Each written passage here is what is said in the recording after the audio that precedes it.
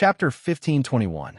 The 12th prince led 2,000 royal guards to block them outside Kong Jian's gate. Cho Fu won't be able to rush in for a while, Gong Chang hastily explained. They're already at Kong Jian's gate. The great king grumbled. This Cho Fu, isn't he worried about bringing disaster to his family by doing such a thing? Where is the vassal king of Anan? Does the vassal king of Anan know that his son committed a grave mistake? When the Empress Dowager heard this, she wished for nothing more than to immediately go up and give her son 2 heavy kowtows without any regard for her image. Was there even need to ask? Anyone would know that the vassal king of Anan must be in the know if he still hadn't shown up after such a major incident happened. All right, she and the late king had a heroic reputation in vain. How did she give birth to such a pig-headed, pig-brained son, truly a pig-headed teammate? If this guy wasn't her only son, perhaps she would have long crippled him. How could he be so stupid? Seeing that his mother was glaring at him with a hateful look as if she expected better from him, the king immediately shriveled up. The great king subconsciously shifted his stool back and coughed lightly.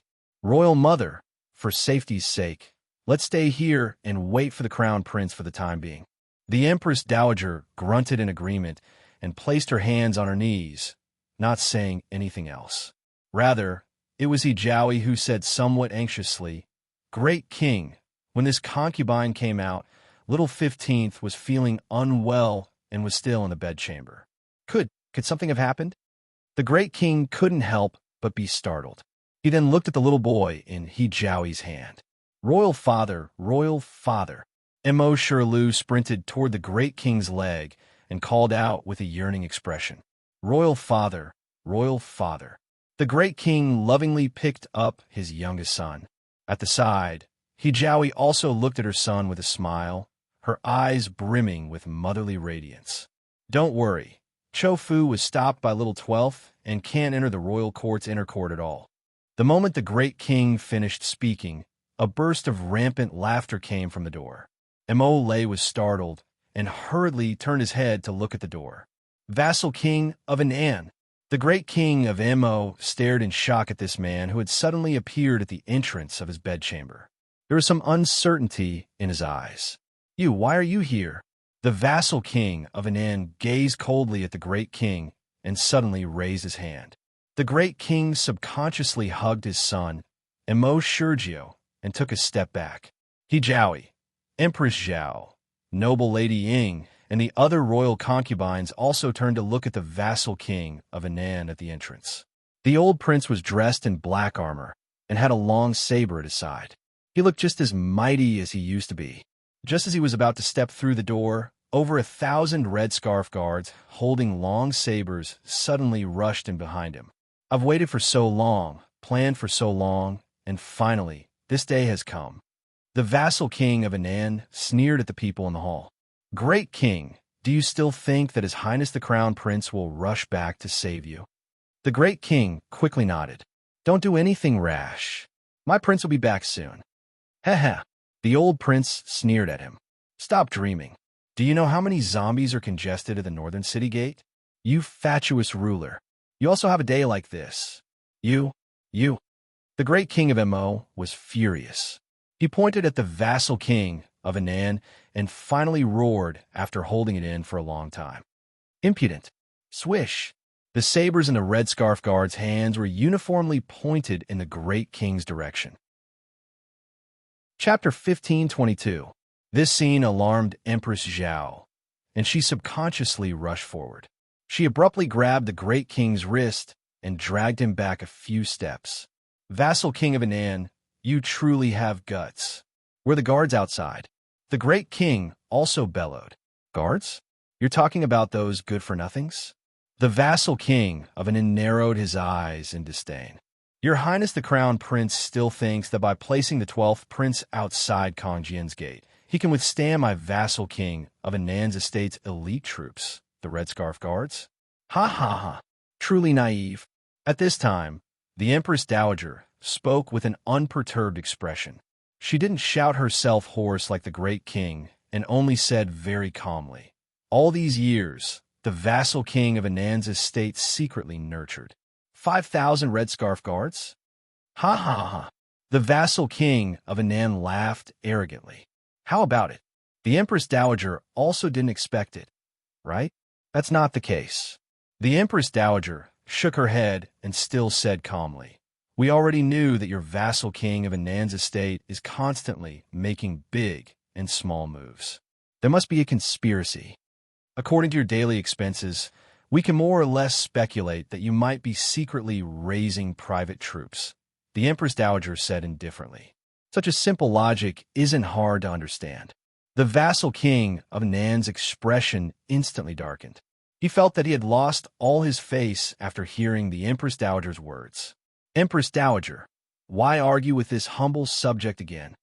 He didn't come today to reminisce about old times with this Empress Dowager and the great king.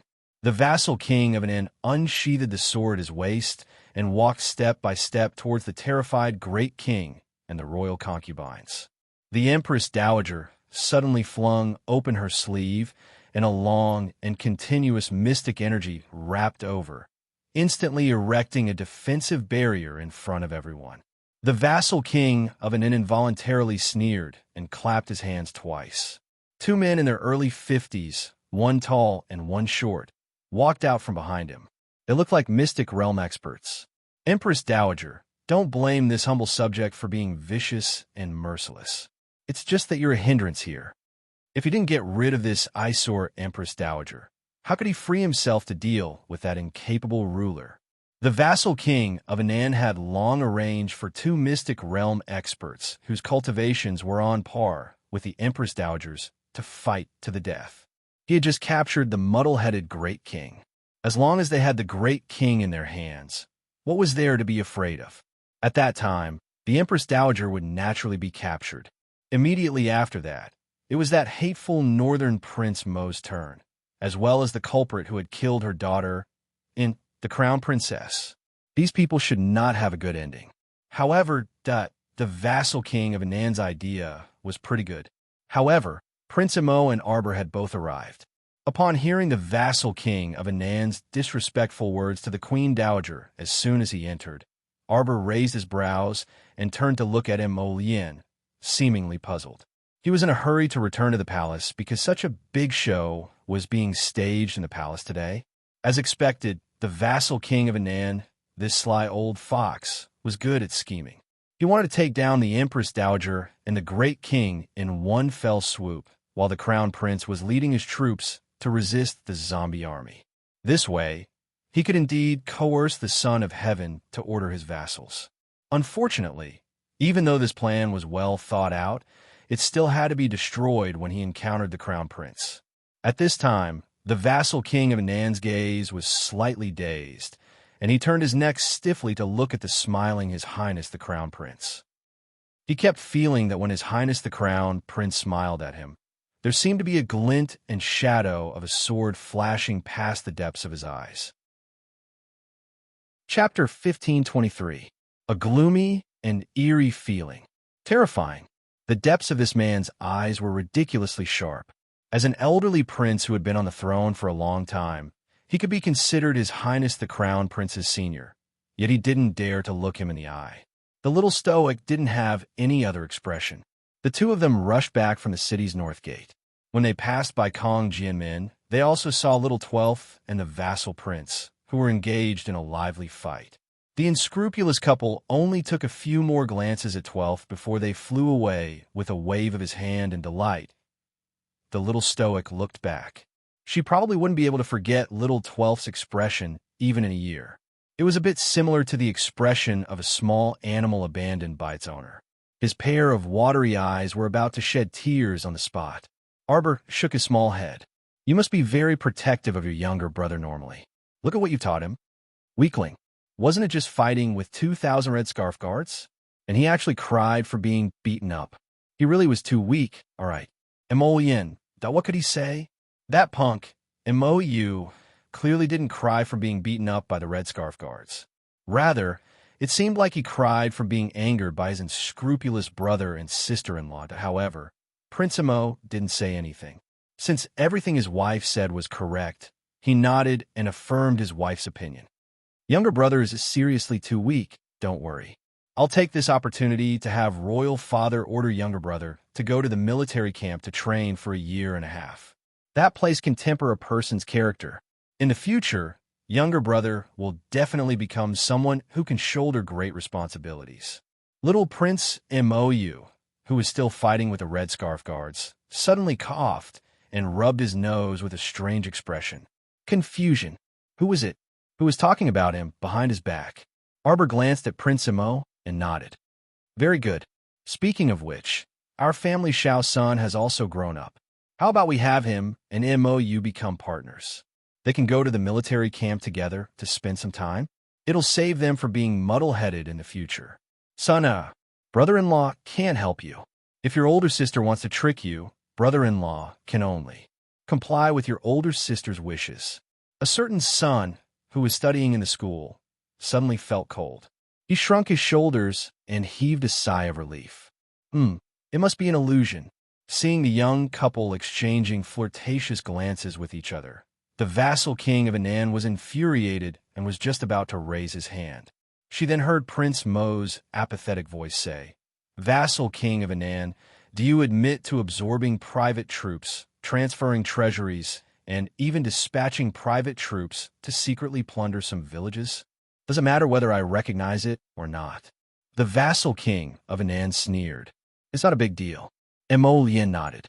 Looking at his slightly raised hand, she mocked with a sneer, "Vassal king of Anan, from the moment this crown prince stepped through this door, it means that you've already lost. Do you understand?" Mo Kingdom's old great king, who was enveloped by the defensive barrier, immediately cried out in surprise and delight. "My king, hurry and apprehend this heartless and unscrupulous thing. To think that we treated him so well and have always respected him as a blood brother. In the end, he actually dared to take advantage of the zombies attacking the city to force us to abdicate. This is simply preposterous. Great King, sit down." Seeing her son jumping up and down, the Great King's awe-inspiring demeanor was practically gone. The old Queen Dowager glared fiercely at him in dissatisfaction. The Great King sat down listlessly. The vassal king of Anan sneered. "Your Highness the Crown Prince is too overconfident." Chapter 1524. Overconfident? Was that so? Mo Yin glanced at the old prince with a smile.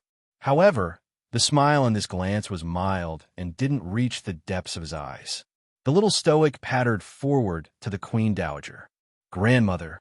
The Queen Dowager hastily removed the defensive barrier and pulled her granddaughter-in-law inside. "Jojo, how's the situation outside? What about the zombie army?" "It's more or less taken care of." Arbor comforted. "Don't worry, those aren't problems." The Great King couldn't help but sigh in relief when he heard this. At least those repulsive zombies didn't charge into the royal palace to wreak havoc. Otherwise, the consequences would be unthinkable. The old vassal king of Anan abruptly raised his hand with a cold expression. The two Mystic Realm experts who were on par with the Queen Dowager shot forward with a whoosh and grabbed, without hesitation, the old vassal king of Anan. The two Mystic Realm experts instantly pressed down on the old prince's arms and firmly gripped the back of his neck as they kicked him to the ground. He knelt on the ground with a stupefied expression and stared straight at the little crown princess who was indifferently watching him. He bellowed in disbelief. "Cho Hu, Cho Bao, you actually dare to betray your master?" The two Mystic Realm experts disdainfully swept him a glance and smiled faintly. "Old prince, the two of us were originally His Highness the Crown Prince's men. It's you who was too blind. We've been hiding by your side for as long as 10 years, but you actually didn't know. TSK, TSK. Anyone would be angered to death by these words. All right? Not to mention the proud and arrogant old prince. He simply couldn't believe his ears. 10 years. 10 years.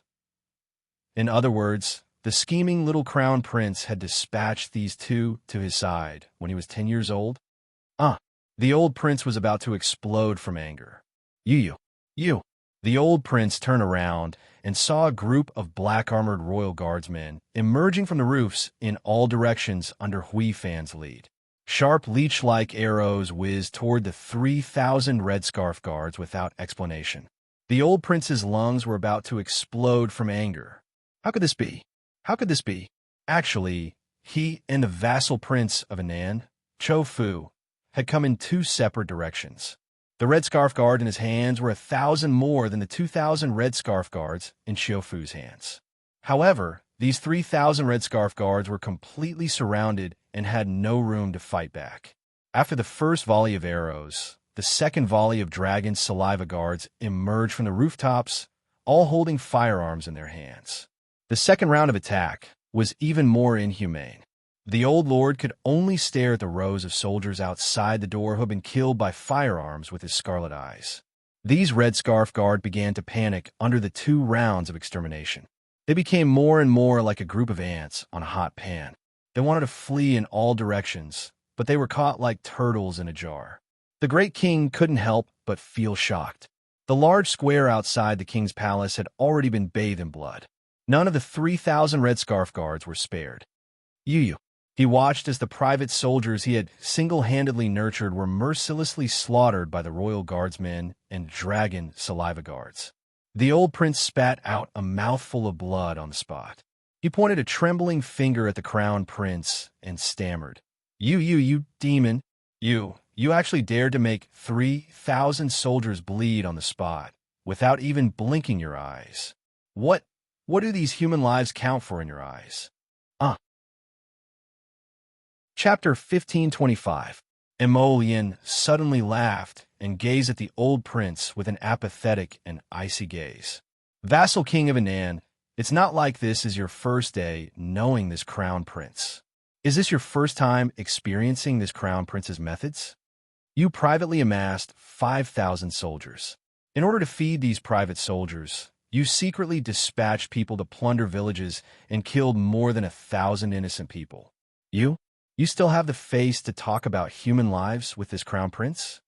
This crown prince thought you already knew the words life is worthless. The old prince plopped down on the ground and stared blankly at Prince Emo. Suddenly, he burst into maniacal laughter. You think you've won? Men, bring everyone from the vassal king of Anan's estate here. With the crown prince's command, earth-shattering cries immediately traveled over.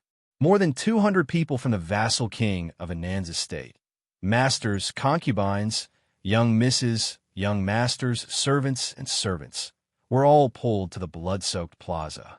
The great king, the queen dowager, the queen, and all the royal concubines followed Prince Emo out. They stood on the steps and looked at the group of people from the vassal king of Anan's estate kneeling before them. Emolian, you dare! The vassal king of Anan glared at the crown prince with wide eyes and tightly clenched fists. Kill! Emolian coldly threw down a word. Immediately, dragon saliva guard stepped forward and pulled out the old vassal king of Anan's concubine sons and daughters from the crowd before ruthlessly tossing them to the ground. Cries and screams came from the mouths of those concubine sons and daughters. None of them had their usual spoiled, willful, and lofty attitudes. At this moment, they had all become fish on the chopping board waiting to be slaughtered, struggling and thrashing. The dragon saliva guards slashed a few times, and several heads flew up, dyeing the old vassal king of Anan's eyes red. Emolian, the old vassal king of Anan bellowed. Schemer, this crown prince thought you were already prepared to have your entire clan exterminated. What are you crying and yelling for? Don't throw away your old vassal king of Anan's pride. Emolian coldly interrupted him. The crown prince gazed icily at the old vassal king of Anan as he sneered. The winner takes all, so you don't have to be unconvinced. If today I, Emolian, was the one who lost, how many people do you think you will let go of? When he said this, the old king swallowed the words that were originally at the tip of his tongue. Right? If it wasn't for his son's foresight and early preparations, his group would have long fallen into the hands of the old vassal king of Anan. The consequence of being held hostage would definitely be to blackmail the crown prince. At that time, it would really be hard to say what the outcome would be. Zhao Yi, who originally felt a little sorry, tightly held her son in her arms. The crown prince was right. If they had fallen into the enemy's hands today, how could they have spared her son? They would not let him owe 16th off just because he was 3 years old. They would only kill him. If the rebellion succeeded, none of the old great king's sons and daughters would survive. Zhao Yi's gaze instantly turned icy. She sneered and said, "Scheming to rebel is a path of no return in the first place. Vassal king of Anan, are you still unwilling to surrender without a fight?" Ha ha ha ha! The old vassal king of Anan laughed arrogantly and suddenly stumbled up from the ground. Good, good, good. He suddenly turned to look at the old great king of Emo Kingdom. I didn't lose to you today, but to your son. Let's make up for yesterday's 2 chapters. Chapter 1526. This Prince Emo was truly formidable. Back then, when he was only 10 years old, he already knew to send people to infiltrate the old prince's side. It could be imagined that the crown prince had already set a trap for the old prince at that time. He was waiting for others to walk into the trap step by step. The old vassal king of Anan instantly felt that the situation was already hopeless before he even made a move. Wasn't it a little too frightening to fight with such an opponent? It was just like when you took your first step and suddenly turned around to discover that your opponent was already 100 steps ahead of you and had long reached the end. He was just standing there leisurely watching you, waiting for you to foolishly walk into the abyss. The great king, Emo, gazed at the old vassal king of Anan. He wanted to ask him why he was plotting rebellion, but in the end, he sighed and waved his hand. Imprison him first, then send the vassal king of Anan off with dignity. The Empress Dowager glanced at her son. Compared to this resolute grandson of hers, her son was much more soft-hearted. Although the vassal king of Anan's ancestors had rendered meritorious service to the country, the Empress Dowager couldn't tolerate him scheming against the Mo clan's power no matter what. For such a grave crime, there was no other choice but death. Perhaps the old vassal king of Anan had already thought of such an outcome before taking this step. Your Highness, the Dragon Saliva Guard Captain Yushio hurriedly walked over and saluted. The great king's son led troops in from the back of Huashan Gate. He originally wanted to coordinate with the vassal prince of Anan from the inside, but he was forced to retreat by the 12th prince and fled to Grand Consort Shu's Chaoyang Palace. The great king's son charged into Chaoyang Palace and took control of over 100 people in Grand Consort's bedchamber. What? The great king, Mo, roared angrily. This unfilial son, he actually dared to interfere? This fool, didn't he know that rashly leading troops into the palace had completely sealed off his last path of retreat? Royal Father, I request to see Royal Father. Second Prince Mo Lu's impatient voice came from afar. Mo Lu. The old great king frowned and waved away the guards blocking Mo Lu. Then come over. Royal Father. The second prince was wearing a set of tattered armor, and behind him were more than a dozen soldiers who had fought a bloody battle and were covered in wounds. From the looks of it, His Highness seemed to have brought dozens of Mansion's soldiers and fought all the way here to save the Emperor. His face was filled with unconcealable anxiety and panic. He hastily stepped forward and cupped his hands in greeting. Empress Dowager, Imperial Father, Imperial Mother, are you all right? When this child received the news that the vassal king of Anan had raised an army to rebel, this child hastily led men to escort you. But we were still a step too late. This child asked for Royal Father's forgiveness. The old great king nodded at him with relief. I'm fine. Your grandmother and the others are fine too. Mo Lu pretended to heave a sigh of relief, then hurriedly turned to the crown prince and cupped his hands, saying, Sixth brother has done meritorious service in protecting the emperor this time. If not for you, the consequences would simply be unimaginable. Mo Lien curled his lips at him as he remarked indifferently, It's actually all thanks to 12th brother this time. He managed to obstruct the vassal prince of Anan first. Ah, that's right. Mo Lu hurriedly smiled and nodded. Who knows what eldest brother wants to do after taking control of the Rising Sun Palace? Mo Yin's eyes were filled with coldness. Detain the vassal king of Anan and these people. We might as well move to the Rising Sun Palace. At the same time, the great king's son's estate. Shu Quan ordered her personal maidservant to close the door before turning around to fish out a medicine bottle from her sleeve. She steeled herself and poured medicine into her 3 children's mouthfuls before finally drinking a mouthful herself. Chapter 1527.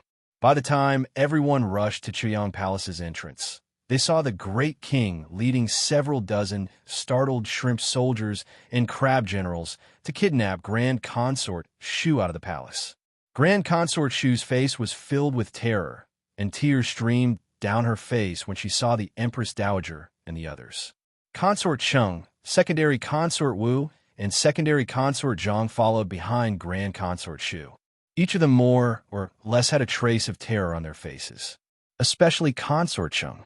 When she saw the great King Mo, she hastily knelt down and pleaded in a tearful voice, "Great King, Mo Jiao was instigated by someone to do such a foolish thing. Please spare his life, great king." The flock of orioles and swallows around Consort Cheng then started sobbing. The vassal king of Anan, who was forced to kneel at the side, couldn't help bursting into laughter when he heard this. "Consort Cheng, you're still begging them at this time? Do you think it's useful to beg like this?" Today, even if this old man is on the road to the Yellow Springs, Consort Cheng and the great king can't be left out. Ha ha ha ha. The young crown princess blinked and supported the Empress Dowager to stand at the side. She merely watched the huge commotion and didn't utter a word or express any opinion. The vassal king of Anan's wishful thinking was pretty good. He wanted to take advantage of the time when the crown prince gathered all the soldiers and headed to the city's north gate to resist the zombie army. He wanted to take control of Mo Kingdom's royal palace and use it to blackmail the crown prince. Unfortunately, this old fellow didn't know that the crown prince had been guarding against him since he was 10 years old. Prince Mo didn't kill important ministers who had rendered meritorious service to the country. The people that Crown Prince Mo killed were only traitors who were despised by everyone and hated by everyone. This point was very clear. This was also the source of the vassal king of Anan's resentment. He didn't expect that after living for several decades, he still couldn't see through things as thoroughly as a young fellow. What was laughable was that he obediently walked into the hole that others had dug and then buried himself. This kind of ending made the old king vomit blood. "Bring them all up," Prince Amos said coldly.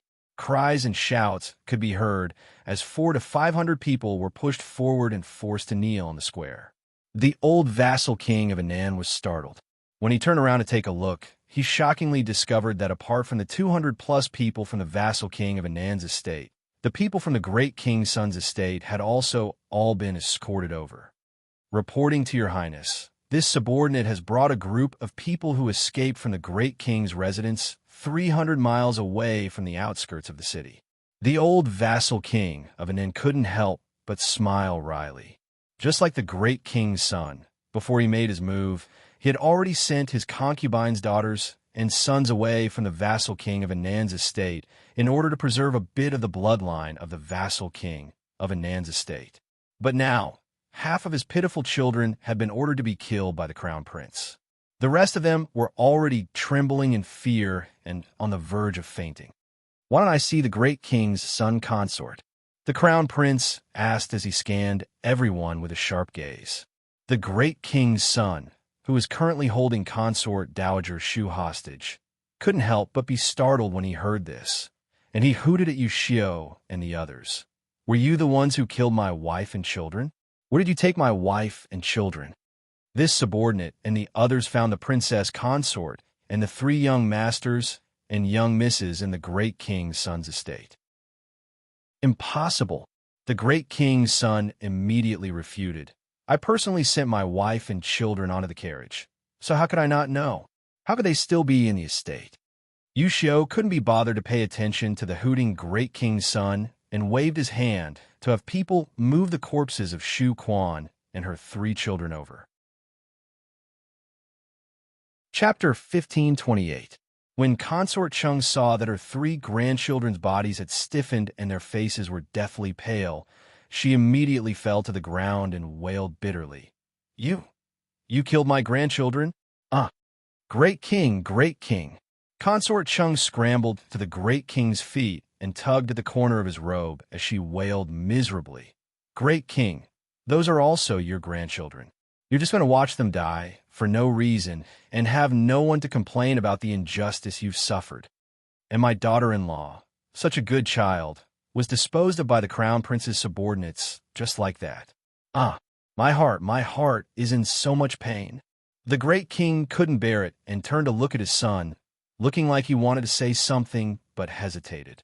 This gaze didn't mean much to Mo Lien. The crown prince had known for 100 years that his father was easily swayed and unreliable, so this gaze couldn't sway him at all. However, it infuriated Arbor all of a sudden. Shut up! Arbor abruptly interrupted Her Highness Consort Cheng's screams and looked at her coldly, saying, Poor Shu Quan, who was intelligent all her life, was in the same company as you fools. Who exactly killed her? Doesn't Consort Chung know in her heart? Don't you feel ashamed to be this kind of pointlessly good person in front of the great king at this time? I don't usually see you dote on this daughter-in-law that much. The young crown princess suddenly took a few steps forward, and the guards who were originally standing beside Shu Quan subconsciously retreated upon seeing this. The young crown princess squatted down and rummaged through Shu Quan's sleeves. She took out a letter and threw it to Gong Chang'an, who was standing at the side. Read it. Read it out loud. Read it for everyone to hear. Gong Chang'an's hand that was holding the letter trembled just like that, startled by the young crown princess's imposing manner. There was complete silence. Only the smell of blood spread through the crowd's noses. Father, your daughter-in-law is small and powerless. I was unable to persuade the great king to rein in his horse at the edge of the cliff. I watched him step onto a path of no return. Your daughter-in-law's heart was filled with fear and unease. I know that I have committed a crime worthy of 10,000 deaths, and I don't dare to live in this world. Unfortunately, the 3 children are still so young, and I'm really worried about them. I have no choice but to. Everyone looked in shock at the great king's second consort, Shu Quan, lying beside the 3 children. According to what she said, could it be that the great king's second consort had committed suicide while hugging the children? No wonder he looked like he was poisoned. Impossible! Impossible! The great king's son, Mo Jiao, trembled all over and screamed in shock. This is impossible. I clearly saw the 4 of them get on the carriage. How could he return to the great king's mansion and write such a suicide letter? It's you. You did it. The great king's son pointed at the young crown princess and then placed the saber across old Consort Shu's neck. Don't come over. If you dare to come over, I'll let her blood splatter on the spot.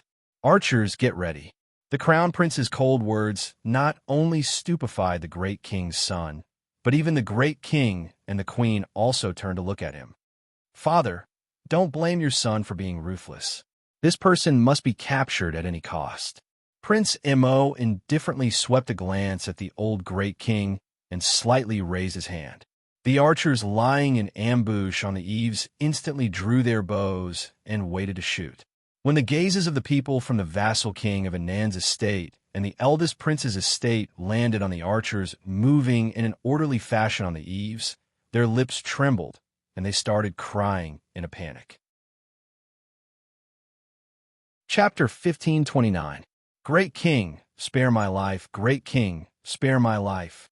Great king, we weren't aware that the vassal king of Anan would actually lead troops to plot a rebellion. That's right. This servant is only a lowly watering servant in the great king's estate. This servant is innocent. For a moment, all sorts of cries and shouts intertwined, interrupting the great king's arrogant shouts.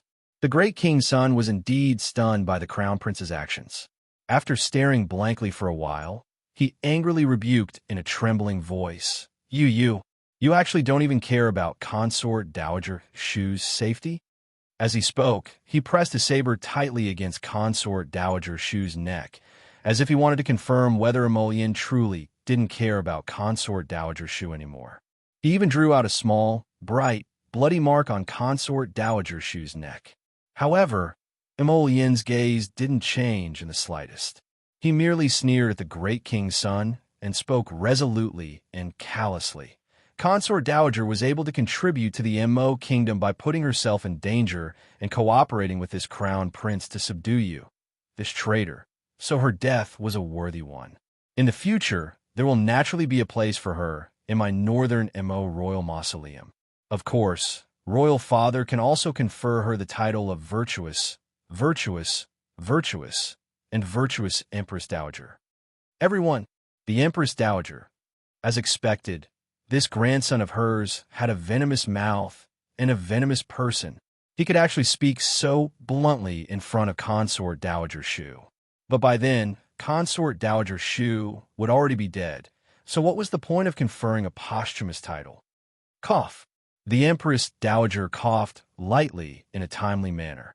Since Shu Quan has already committed suicide by ingesting poison, and the 3 children are indeed innocent then. At this time, Gong Chang and had also read the letter to the end. In the letter, Shu Quan said that she had no other requests and only wished to be buried in a quiet place outside the palace with the 3 children. The Empress Dowager sighed. According to the ancestral rules, people who committed suicide indeed couldn't enter the royal mausoleum. Then, he would fulfill Shu Quan's wish of becoming a mother. She was also a pitiful child. She was originally so sensible, but she didn't expect that the ending would be so miserable. The Empress Dowager shook her head and then nodded. Then do as the great king's consort wishes. Find a few reliable people to do this properly. Let that child rest in peace. Yes, Empress Dowager, Gong Chang, and receive the order. However, Prince Mo glanced at Shu Quan's direction with a slightly strange expression before thoughtfully withdrawing his gaze and conversing with Hui Feng in a low voice. After dismissing Hui Feng, the crown prince looked up at the great king's son, losing his last bit of patience. How long do you plan to keep up this act? Brother Wang, don't you know that your acting skills are really clumsy? Old concubine Shu and the great king's son were stunned. Even Consort Chung and the others standing behind them were stunned. If you still don't surrender without a fight, this crown prince will give the order to execute you on the spot. Prince Mo raised his hand and made a pressing motion. Upon hearing this, the great king's son shuddered. Old concubine Shu sensed the great king's hand going limp and quickly pinched his waist. They were currently fighting for their lives. Yet this pig of a teammate was actually frightened by His Highness the Crown Prince and immediately wanted to reveal her true colors. However, this small action already allowed the Crown Prince to confirm that the 2 of them were indeed on the same side. Seize them. Old concubine Shu colluded with the vassal king of Anan and the great king's son to plot against the great king. Her crime deserves 10,000 deaths. With the Crown Prince's command, the Imperial Guards swarmed toward them like a tide. Chapter 1530. Previously, because of Grand Concubine Shu, the soldiers were somewhat restrained. Now that they had captured Grand Concubine Shu as well, they naturally didn't need to care about their lives. Mo Jiao was personally subdued by Hui Feng and kicked to the ground. He raised his head and shouted at the Crown Prince, Mo Lian, you greedy bastard, quickly let me go. I'm royal father's eldest son. You can't treat me like this. Who do you think you are? Mo Lian. Everyone knows that you were merely adopted by the queen. You're not royal father's biological son at all. I'm royal father's biological eldest son. Shut up. The great king roared furiously. He hated hearing such words the most. After so many years, he had watched the little crown prince grow from a cute ball-sized child to such an outstanding youth. This was his biological son. No one could part with this father-son kinship between them. All of these people, including those bastards from the Divine Province's Elder Courtyard, all of them wanted to snatch his son. They were simply shameless. Second Prince Mo Lu's eyes flashed. He immediately stepped forward with his sword and chopped at the great king's head. Mo Jiao, You colluded with outsiders to force the emperor to abdicate and rebel, and now you dare to slander His Highness the Crown Prince. The facts are irrefutable. Do you still want to deny it? Today, let me clean up the household on Royal Father's behalf. Ding! A streak of mystic energy swiftly bounced off the second prince's sword, causing it to deviate. Thus, the sword that was originally aimed at the great king's head chopped down on his shoulder. The great king's son roared and tried to get up, but several soldiers held his arms down tightly. He couldn't move no matter how hard he struggled. Second royal brother, you're quite impatient. Mo Lian's eyes were gloomy. She looked at the slightly embarrassed second prince and sneered. In any case, brother great king is our eldest brother. Even if we want to punish him, grandmother, royal father, and royal mother are present. It's not up to us brothers to do it. The second prince immediately smiled awkwardly. He nodded respectfully and retreated a few steps. The crown prince is right. It was I, royal brother, who overstepped. As he spoke, the 12th prince walked over in high spirits while escorting the vassal prince and the defeated soldiers in a purple and blue cloak with holes.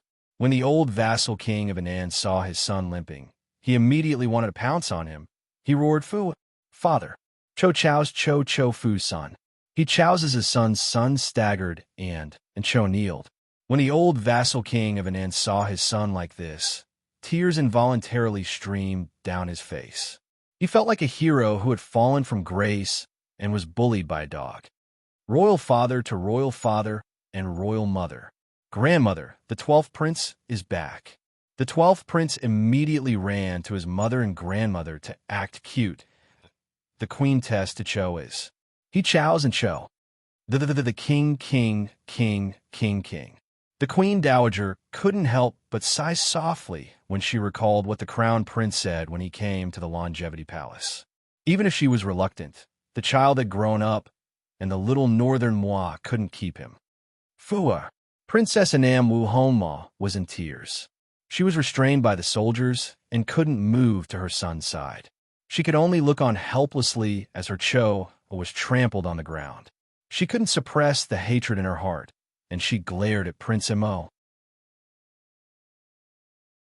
Chapter 1531.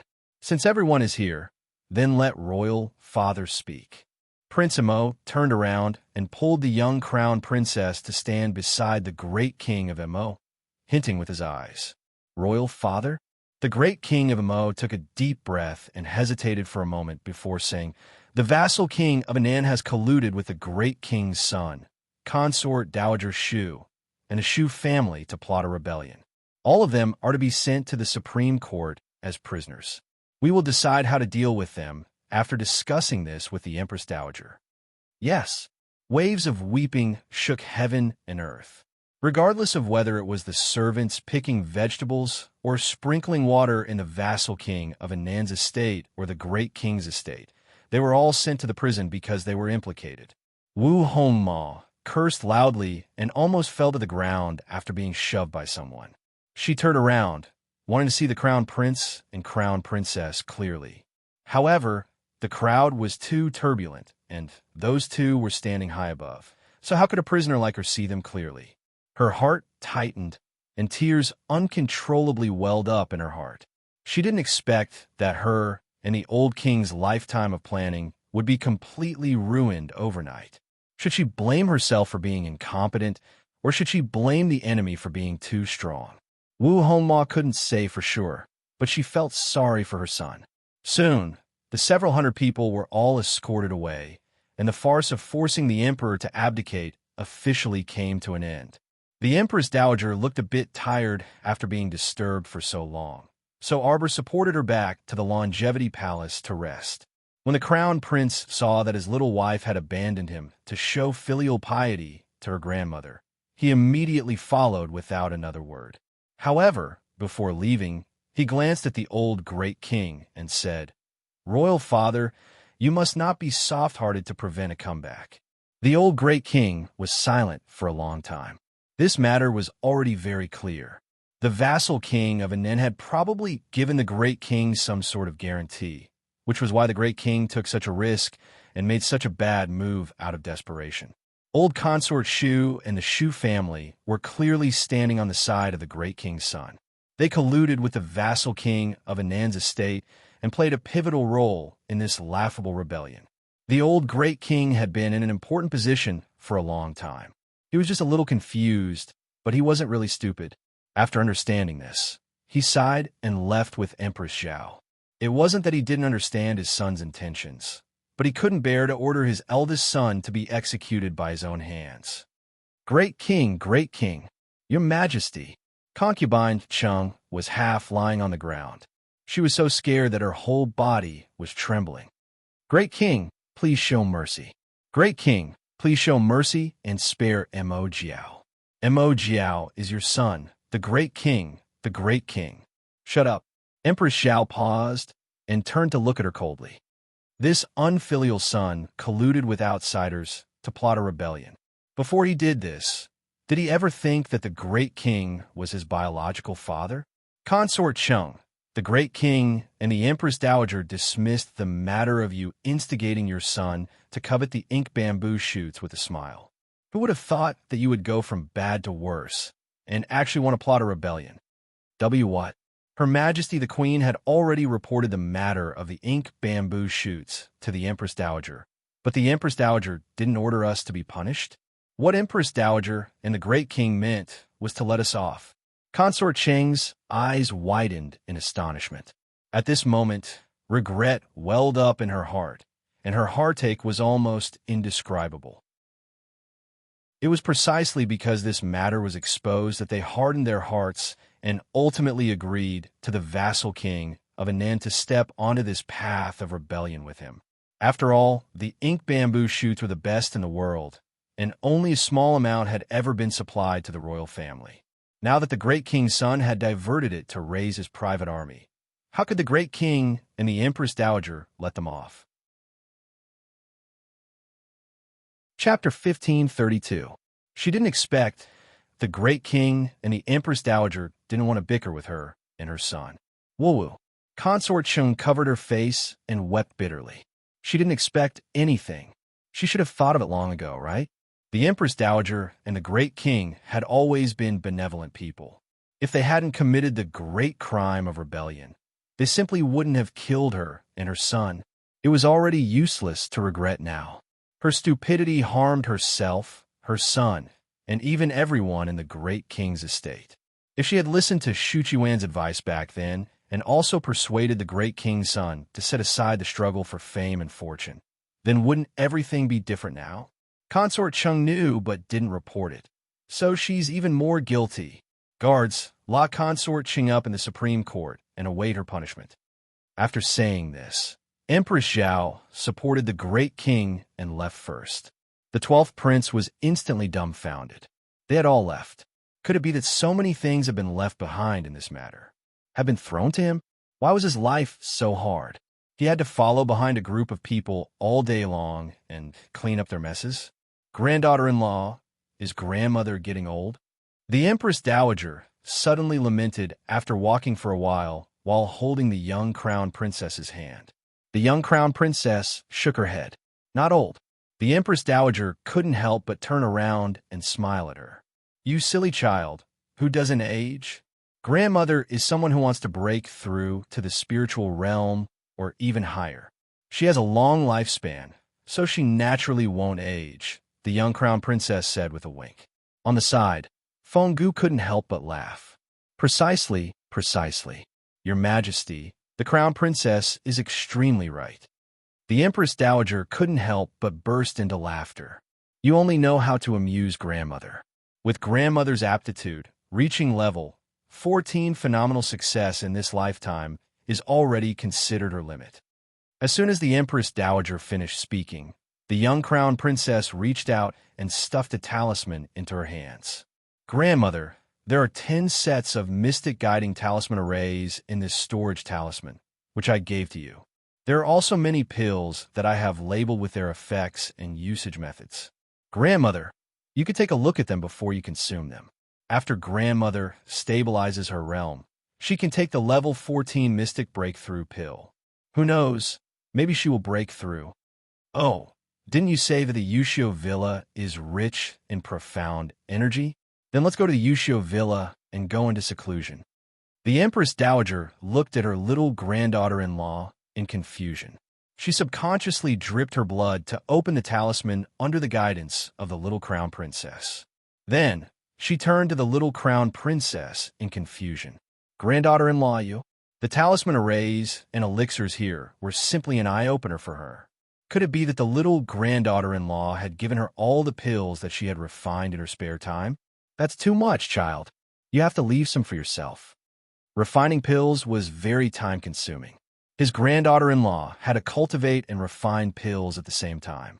Where would she find the time to refine so many pills? This was probably all she had to give him. Not much. I still have a lot for myself. Grandmother, I might have to leave for a while. The little crown princess supported the Empress Dowager's hand as they walked toward the Longevity Palace. You have to take good care of your body. When I return, if I see that grandmother has grown an extra strand of white hair, I will pluck it out for you. Fenggu burst into laughter and repeatedly nodded as she said, Crown Princess, don't worry. This servant will definitely look after Her Majesty the Empress Dowager and won't allow her to grow an extra strand of white hair. You child. The Empress Dowager glanced at Arbor with a gratified smile. Don't be fooled by this child's stoic face and icy demeanor toward others all day long. Her heart was very soft. Chapter 1533. Bang, bang, bang. Inside a remote woodshed in the vassal king of Anand's estate, after someone knocked away a protruding stone slab, a figure covered in grime abruptly rolled out from within. Cough, cough, cough. Commandery Princess inflicted the dust in front of her with all her might as she coughed uncomfortably several times. She then turned to look at the sobbing Sue. Cough, cough, cough, Commandery Princess. Sue hastily stepped forward to support Ian. She exclaimed, Commandery Princess, are you all right? Are you hurt? Are you hurt? I'm not hurt. Commandery Princess angrily flicked away Sue-er's hands as she declared angrily, simply outrageous. This damned Cho Fu actually dared to imprison this Commandery Princess in that kind of woodshed for a day and night. I'm not done with him. In the middle of the night, that woodshed suddenly collapsed for some reason, burying Ian for most of the night. It was only now that she finally crawled out from the pile of wood with great difficulty. This was simply an extraordinary humiliation. A dignified Commandery Princess was actually buried in the woodshed for a night. Abominable, abominable, abominable. Cho Fu, this damn man, not only did he have a bad character, but he also didn't even have the basic respect for his wife anymore. Just thinking about it made her furious. Ian angrily waved away the dust that drifted in front of her as she led Sue toward the forecourt. Commandery Princess, we had better pack up and escape quickly. Escape for what? Could it be that I, the dignified Commandery Princess, would be afraid of the vassal prince of Anand? Ian rebuked angrily. No, Commandery Princess, right now, the vassal king of Anand's estate. Ian didn't have time to listen to Sue-er's words as she arrived at the forecourt in a huff. Only then did she discover that the estate was empty. What's going on? Commandery Princess, Ian looked at Sue in confusion. Where did everyone in this household go? A lot of people came last night and took away everyone in the vassal king of Anand's estate. Sue explained while wiping her tears. This servant also doesn't know what happened. This servant didn't even dare to run to the front to take a look. I only heard a huge commotion while hiding in the corner. Ian had been locked up in a remote woodshed by Cho Fu, so she was unaware that she had avoided a calamity. As for Sue, it really was all thanks to Commandery Princess Ian. After she discovered that something was amiss while hiding at the base of the wall, she quickly ran over to the woodshed to hide.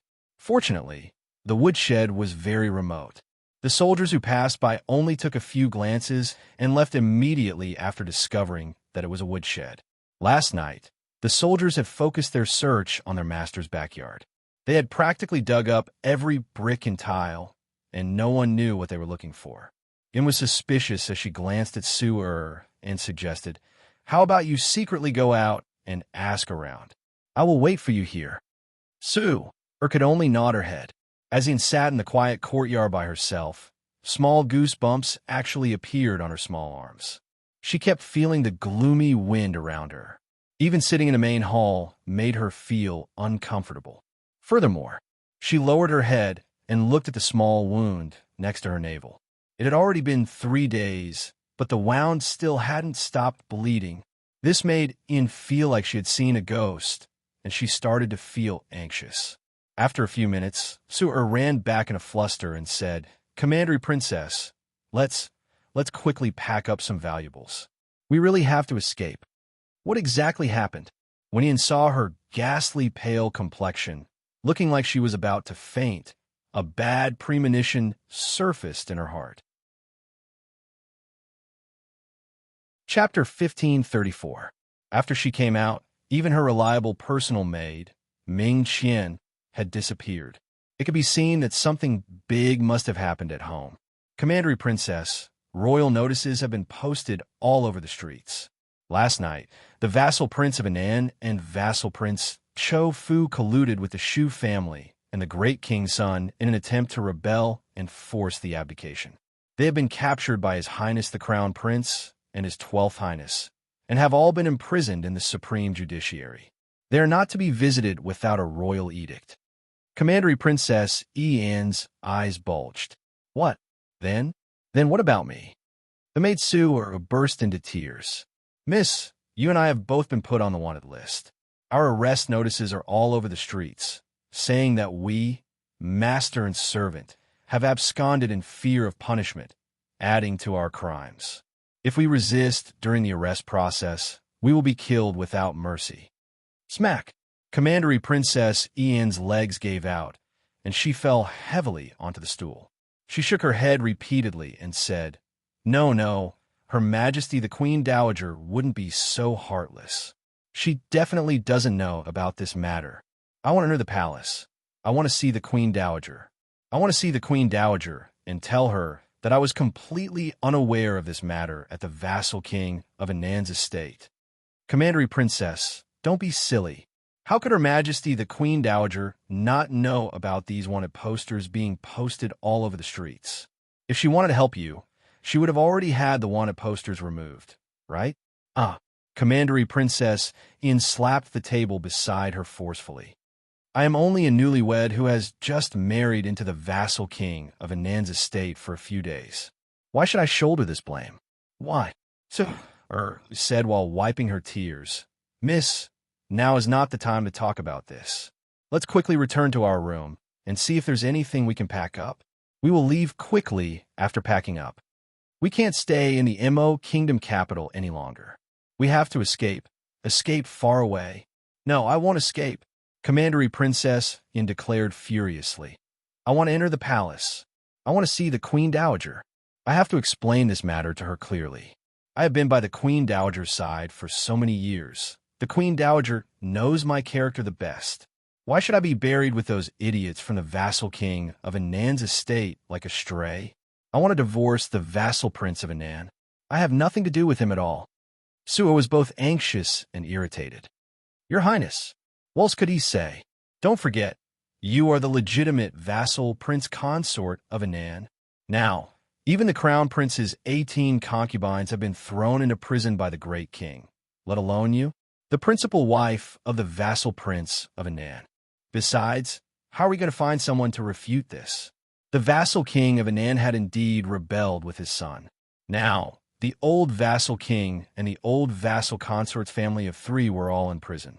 As soon as you show your face, not to mention refuting, you will be arrested and executed on the spot. Ian collapsed onto the stool and cried in fury. What did I do wrong? What did I do wrong? God, how dare you treat me like this? From beginning to end, I never wanted to be the vassal prince consort of Anan. Why is my life so bitter? Ian was still weeping endlessly, but Sue suddenly grabbed her arm and pulled her up from the stool. Let's go, Your Highness. What are you crying for now? If you continue crying, there really won't be any more time. At this juncture of life and death, Ian was actually not as decisive as a little girl. The master and servant duo quickly ran back to their room, and they nearly fainted when they saw what happened.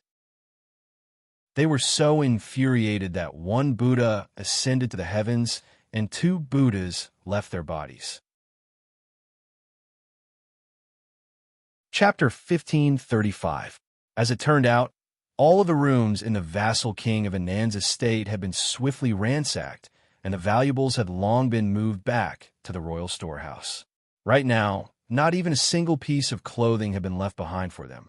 No wonder she kept hearing people going in and out in the middle of the night, rummaging through every master's court. So it turned out that they were searching for supplies buried underground. Looking at the room that had been ransacked, Ian couldn't resist covering her face and sobbing. This was truly intolerable. How could she continue living like this? What was she supposed to do when a delicate woman who had gotten used to living a life of luxury had to wander the pugilistic world like duckweed? She couldn't bear to live on when she thought of those terrifying days. On the side, Su-er's eyes flickered, and she hastily pulled Ian towards the rear door of the vassal king's estate. "Commandery Princess, we can't stay here any longer. This place is not safe, and those people might come to search again. At that time, we really will have nowhere to run."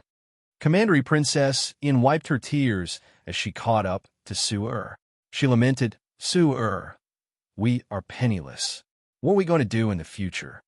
"It's fine, Commandery Princess. After we pawned our jewelry and clothes, we reckon that we can still last 3 to 4 months. At that time, this servant will find a job, and it will definitely not be a problem for us to survive," Su-er said with a loyal and devoted expression. Ian was gratified.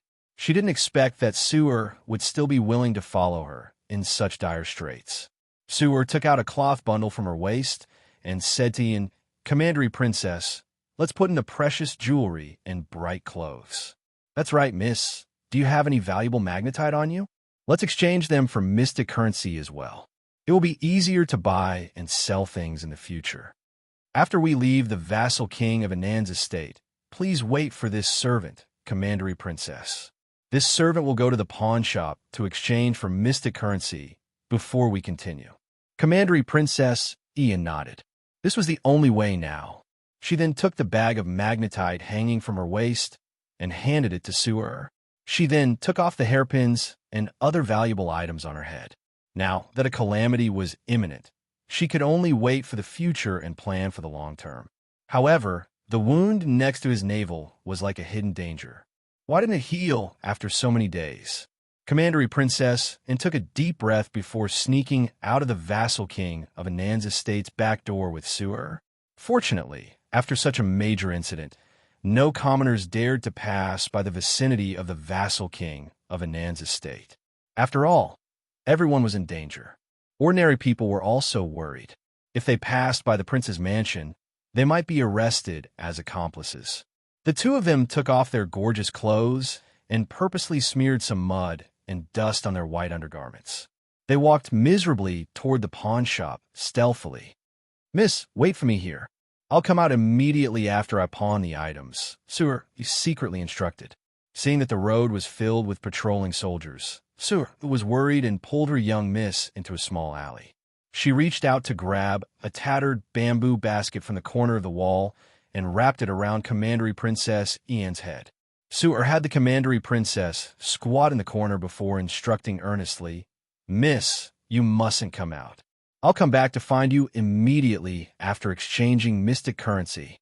Don't worry, these jewelry and those magnetite that you gave me can probably be exchanged for 20,000 mystic currency. It's enough for Miss to spend for a while." Chapter 1536. Su-er, hurry up. Come back quickly. Don't make me wait too long. Immerse. Su-er nodded vigorously before sprinting toward the pawnshop's entrance. Ian couldn't help but sigh in relief when she saw her nimble movements, carefully evading a row of patrolling soldiers and successfully entering the pawn shop. Although the days were tough, they had to go on, right? Fortunately, Su-er treated her loyally. As long as she survived, she would have a chance to complain to Her Majesty the Queen Dowager in the future. Presumably, that elderly lady would forgive her on account of their past relationship. After all, she wasn't the one who wanted to rebel. She was just a newlywed who had just entered the vassal king of Anand's estate, yet she was implicated by the old prince and his son for no reason. She truly was too innocent. She pondered as she waited for Sue to come out of the pawn shop. However, as time passed, Commandery Princess Ian's legs were numb from squatting, but Sue still hadn't returned. After less than an hour, the Commandery Princess, who was wearing a tattered bamboo basket on her head, finally sensed that something was amiss. She hastily lifted the tattered bamboo basket on her head and hid in a corner. She stealthily waited for the patrolling soldiers to pass by. Then, she found an opening and hastily ran to that pawn shop across the street. However, when she entered, she saw that Sue was nowhere to be seen. Ian hastily walked up and asked anxiously, "Shopkeeper, did a delicate and pretty young lady come to pawn a bag of magnetite and gold and jade jewelry just now?" "Oh, you're talking about that young lady. She pawned 20,000 mystic currency and left long ago." "What?" As if struck by lightning, Ian's body swayed before collapsing limply on the ground. "Sue, that damn lass actually ran off with the money." Ah, the heavens were actually treating her like this. On the second floor of a tea house in the M.O. Kingdom capital. She came out. Young master, that dumb woman came out of the pawn shop. Ha. She actually only discovered a clue after such a long time. She really is dumb. Cult Master Ding, who was dressed in a gorgeous long robe, lazily leaned against the window. He glanced indifferently at Commandery Princess, who was walking on the main street in a daze, and his lips curled up into a mocking smile. This servant thought that young master really didn't want Princess to return the 20,000 profound coins. "So you were waiting for it here?" Bao giggled and clapped her hands with a carefree expression. Previously, when young master had disguised himself as Exinur to get close to that Commandery Princess Inn, she had almost been disgusted to death. That Ian was two-faced. She clearly wasn't of much help to the young master. Yet she dared to demand an exorbitant price, asking the young master to forgive her 20,000 yuan debt. She was simply crazy, penniless, falling from the clouds to the bottom of the mud. "TSK, quite pitiful," Cult Master Ding murmured. His fingers pinched the white jade cup, and he raised his head to drink the wine. "Let's go." He stood up and brushed his sleeves. His lips curled into a cold smile. Bao was right. Since it wasn't of any help to him, why should he benefit from it? Bao simply did not know that her young master had transferred all of his anger from Prince M.O. onto Commandery Princess, and that's right, that's what Cult Master Ding was thinking. This Ian didn't help him to the end. She had said that she would let him enter the palace, but before he could properly speak with darling Xiao, that damn crown prince had rushed over. It was all this Ian's fault for not arranging everything properly. If it was her fault, then it was her fault. That's why she deserved this outcome. As for that loyal and devoted maid, Cult Master Ding's gaze was meaningful. He wished her good luck. Chapter 1537. Young Master, don't disguise yourself as a lowly servant girl next time. It will only bury your identity. Bao nagged as she followed him down the stairs. She was very disapproving of young master's disguise in order to get close to Commandery Princess Ian. It was fine if he had pretended to be Miss Exinur, since Miss Exinur's identity was still rather noble. But this time, in order to get close to Ian, young master actually pretended to be Sue, that lowly servant girl. This really disgusted Bao to death. That damn servant girl, what right did she have to dare to make young master pretend to be her? Her death was not in vain. Bao's eyes flickered. 2 hours ago, Sue, that servant girl, had hastily gone out to gather information under the Commandery Princess's urging. Just as she was about to squeeze into a small alley, Cult Master Ding, who had followed her, knocked her unconscious. Cult Master Ding squatted down with a grin and personally undid Sue's outer garment. After a series of crackling bones shuttling back and forth, Ding Yun's body suddenly became as tall as Sue, and his appearance also became identical to Sue's. He unhurriedly put on Sue's outer robe, buttoned it up, and tied his hair into the same bun as Sewer's. Only then did Cult Master Ding turn around with a smile and say to Bao Yin, who had a fuming expression, "All right, go to the tea house and wait for me. I'll come over when I'm done." "Young master, why go through so much trouble? We can just knock that commandery princess in unconscious and rob her of all her valuables." Bao Yin scoffed. "In any case, that woman only has a very low cultivation. If we want to rob her, she can only obey obediently. What do you know? What's the point of doing this?" Cult Master Ding's gaze turned cold as he gave Bao Yin a warning look. "If you continue to point fingers, don't follow me anymore." Bao Yin quickly said, "Young master, I know my mistake." It was Bao Yin's slip of the tongue. "Humph." Cult Master Ding creased his brows before suddenly chuckling. "This is what's called fun. Look, Ian originally thought that she wouldn't sink in the short term by grabbing onto the last sewer. Who would have expected that her personal maidservant would pack up her bag and run away? Ayaya, just think of how spectacular Ian's expression would be at that time. In the future, I will have nothing. Hee. He really didn't know what kind of wicked taste this Cult Master Ding had. All right, let's not talk about this anymore. Go to the tea house. I'll go meet Ian first. Young master, what should we do with this girl? Let her be. When she wakes up, she can leave on her own. He's also a poor child."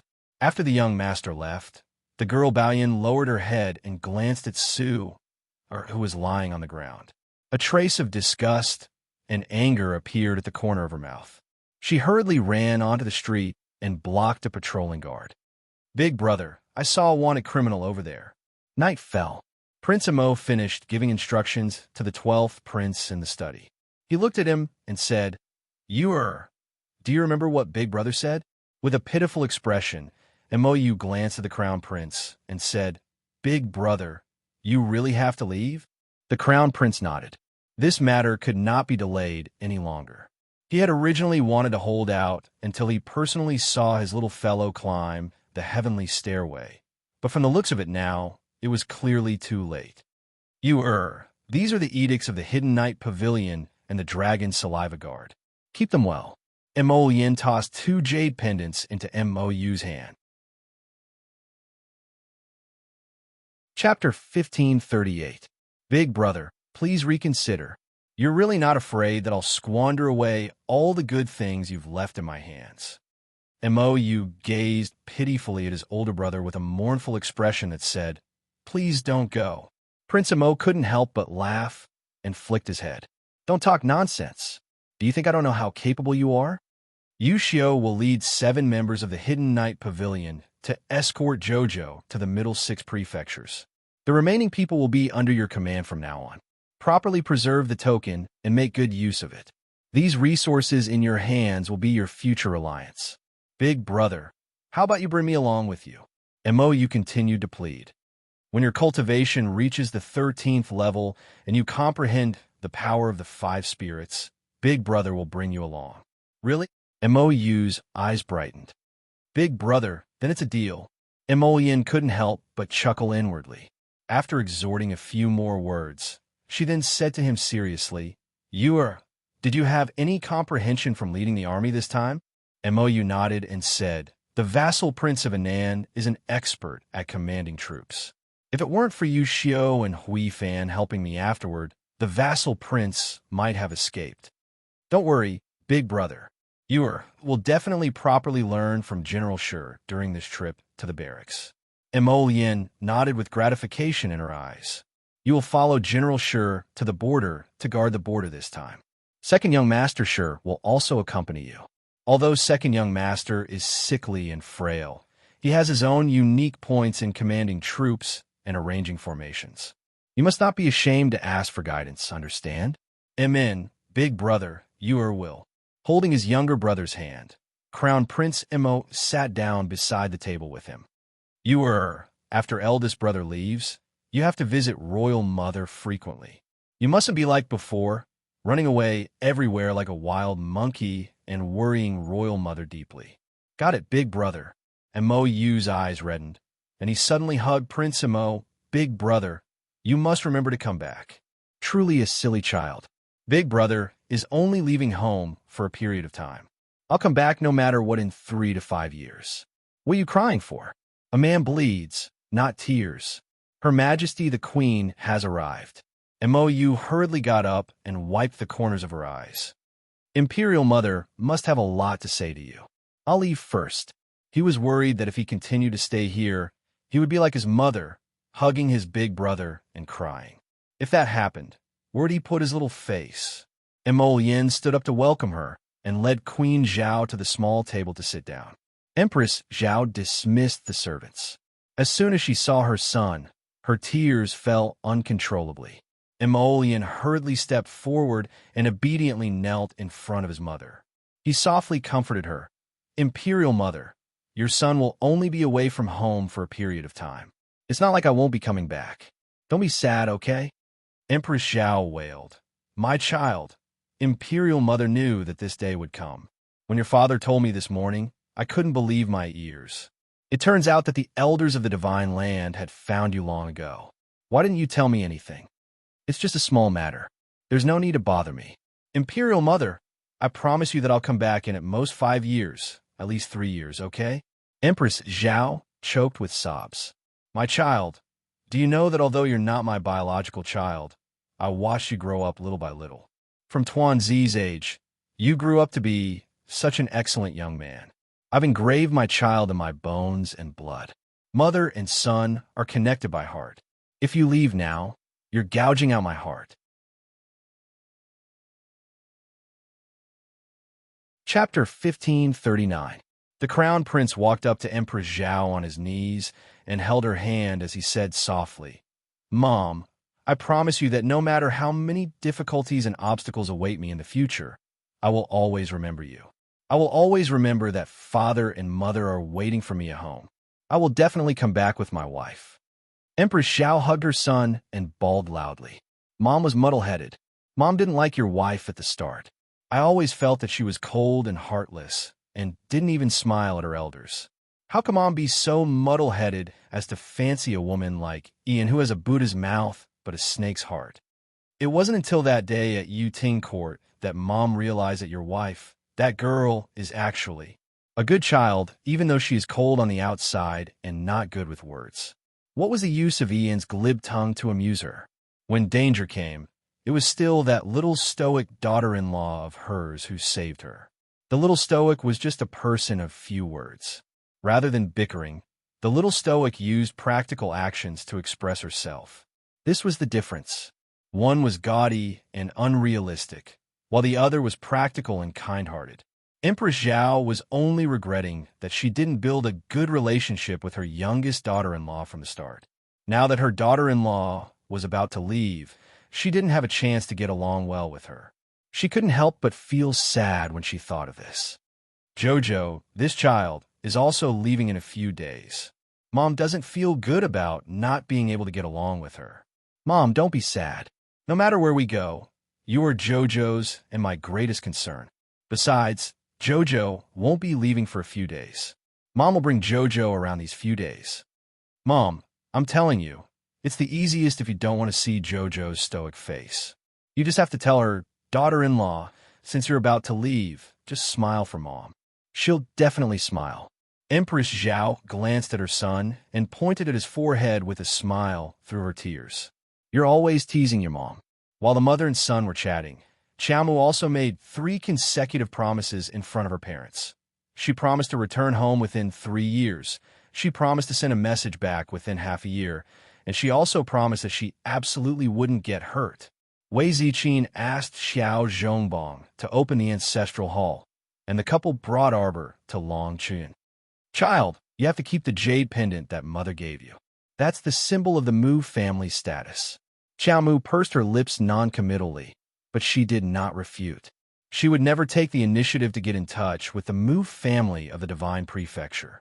These so-called relatives, hee. Hey, Mother doesn't care what you think in your heart. In short, promise Mother that you must not be angry with your biological mother, okay? Mother, I'm not angry at her. Then why didn't you take the initiative to visit her these days? Wei Ziqin glanced at her daughter's stubborn side profile and suddenly reached out to pull her into her arms. Mother knows that you're upset, but Mother wants you to face it, okay? Arbor nodded. Mother, what happened to Long Chuyan? Why was I implicated by her? I'll face all these and find out the truth. Mother, don't worry. Those people from the Mu family can't hurt me anymore. Because before they hurt her, she would let them die. Wei Ziqin's heart trembled, and she and her husband Qiao Zhongbong looked at each other. The couple was baffled, and a bad premonition emerged in their hearts that why did their daughter have such a murderous look when she talked about the Mu family? Was this okay? Chapter 1540. 976 Arbor didn't know if she was good or not, but she didn't have a good impression of the Mu family. How she would treat them in the future would depend on how they treated her. Moreover, she was bound to meet Shuntian Prefecture's prefecture lord, Gung Pengcheng, on this trip to the middle 6 prefectures. At that time, it would be clear who was the god and who was the ghost. At the end of the quiet hill, Arbor stood there with Haitang. Arbor didn't move, and her gaze fell on Haitang, who was digging the soil. After digging deeply, Haitang quickly dug out the coffin of the great king's consort.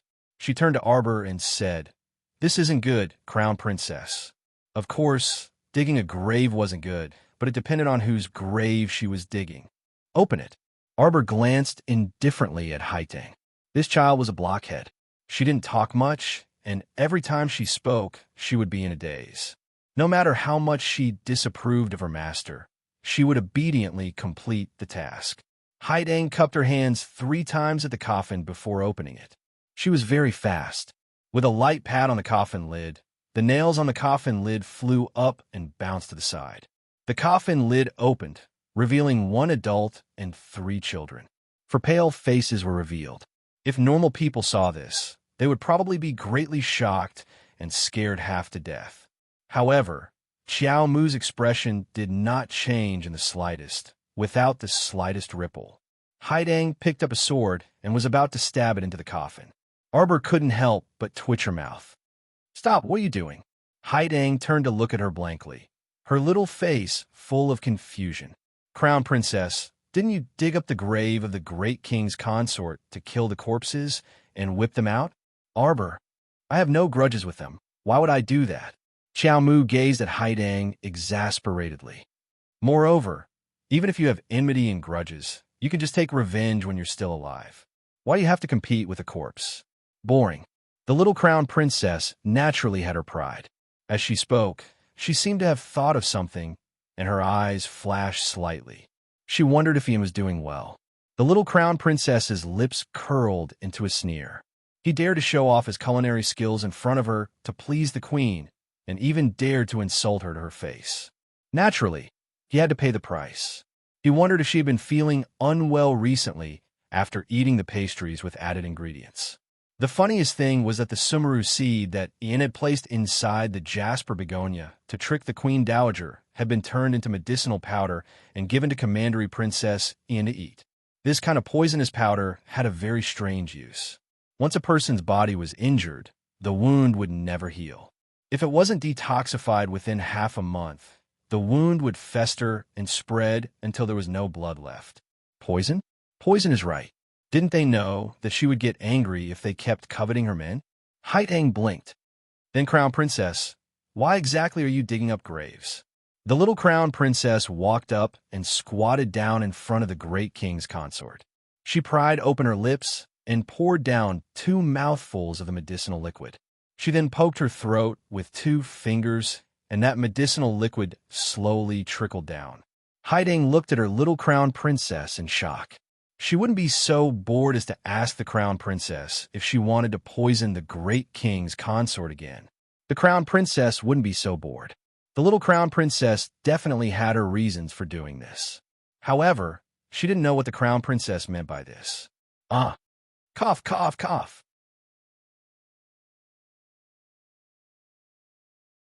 Chapter 1541.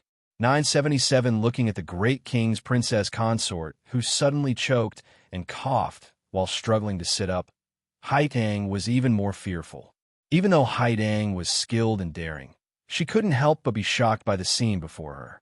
Not good. The great king's princess consort has turned into a corpse. Haidang held her sword and blocked in front of the crown princess. Didn't I say it couldn't be buried? Look at how fierce it is. The moment the coffin is opened, the corpse will rise. In today's world, everyone was used to cremating corpses to prevent the corpse from mutating and coming out to harm people again. The crown princess.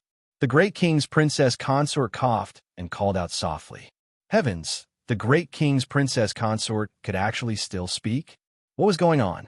Could it be that the great king's princess consort wasn't dead at all? Haidang looked at the little crown princess in shock, only to see her pouring that bottle of medicinal liquid into the mouth of the three children.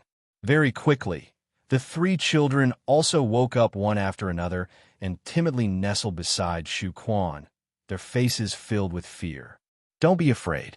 Shu Quan hugged the three children and comforted them as she hurriedly got up to bow to Arbor. No need to be so courteous. Arbor waved her hand and excused Shu Quan from bowing. Haidang muttered at the side. Crown Princess, so the bottle of medicine you gave to the great king's princess consort that day was a fake bottle of poison? Ah, what fake? It's genuine. It's throat-sealing poison. Could a fake one deceive so many imperial physicians? The poison was naturally real, but she also had a way to bring someone back to life within 2 days. Xiao Mu swept this dull-witted fellow a glance. She was also present that day and saw her hand a bottle of poison to Shu Quan with her own eyes. At that time, this lass even asked her with a straight face why she helped Shu Quan. The little crown princess thought that this silly lass had completely understood her intentions, but she didn't expect that. Was it really a good idea to keep such a strange child by his side? This servant thought that you didn't want the eldest prince consort and her child to suffer the pain of being imprisoned. That was why you agreed to help at the beginning and gave them a bottle of poison so that they could die quickly. After that, when she learned that the great king's son was also involved in the conspiracy, the crown princess became angrier and angrier. She immediately wanted to dig up a grave and whip the corpse to vent her anger on the great king's son. Haidang scratched her head. Arbor was speechless. This guy's way of thinking seemed to be different from others. Is it really a good thing for you to imagine your own master like this? That was why she was holding the sword and preparing to chop the corpse with a serious face. She really thought that her master wanted to go back on her words and whip the corpse. I didn't think that the crown princess would really save them. Haidang said blankly. Actually, when the great king's son's consort came to find her master that day, she didn't understand the situation at all. The two masters spoke without rhyme or reason, so she stood at the side and only watched and listened without saying anything. When she saw the crown princess give the great king's son's consort a bottle of medicine, and the great king's son's consort thanked her with tears in her eyes, she imagined the plot. What was wrong with that? All right, turn around. Master didn't want to talk to a fellow like you who imagined too much. Haidang obediently turned around and faced Arbor with the back of her head. Master, when you leave, call this subordinate. Arbor. Did the crown prince throw such a silly person to her side just to be funny? The great king's son's consort pulled the three children up and lowered her head slightly with tears in her eyes. Thank you, crown princess, for your help. Chapter 1542. Shu Quan has nothing else to ask for in this life. Today, I will lead the three children far away from the Mo kingdom capital and go to the mountains and countryside to spend the rest of my life there. The great king's consort held the three children and bowed toward Arbor again. Shu Quan definitely won't cause trouble for the crown princess. Please be at ease. Arbor nodded and handed her a bag of mystic currency. Take the things in the coffin with you. Take good care of the children in the future and don't return to the capital by any means. Yes. Arbor nodded slightly and didn't say anything else. He turned around and called for Haidang to leave together. Shu Quan tightly embraced the three children and gratefully glanced at Xiao Mu's back a few more times. She had one son and two daughters of her first wife. The oldest daughter was no more than 10 years old, and the youngest daughter was only 7 years old. They were at the age of flower buds, so she naturally couldn't let them lose their lives innocently because of the great king's consort's stupidity. Qinger, let's go. Shu Quan tugged at her 8-year-old son's arm. The boy clenched his fists and suddenly flung her hand away. He roared at Shu Quan. Mother, where are you taking us? Why do we have to run away? Don't ask too much. Shu Quan covered her son's noisy mouth and held back her tears. Child, from now on, us 4 mother and son will depend on each other for survival. Our days won't necessarily be worse than before. How can our days be better than before? Although Mo Chung was young, he was very astute. Mother, everything you said before was a lie, right? Father didn't oppose at all, right? Wrong. Your father colluded with the vassal king of Anan and the Shu family to force an abdication and rebel. This is an established fact. An icy voice suddenly came from behind a tree.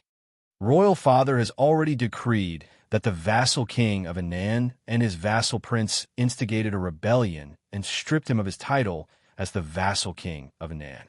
As for brother great king and the entire Shu estate, all the direct descendants and collateral branches will be implicated. Although the servants can be spared the death penalty, they will be exiled to the western wilderness.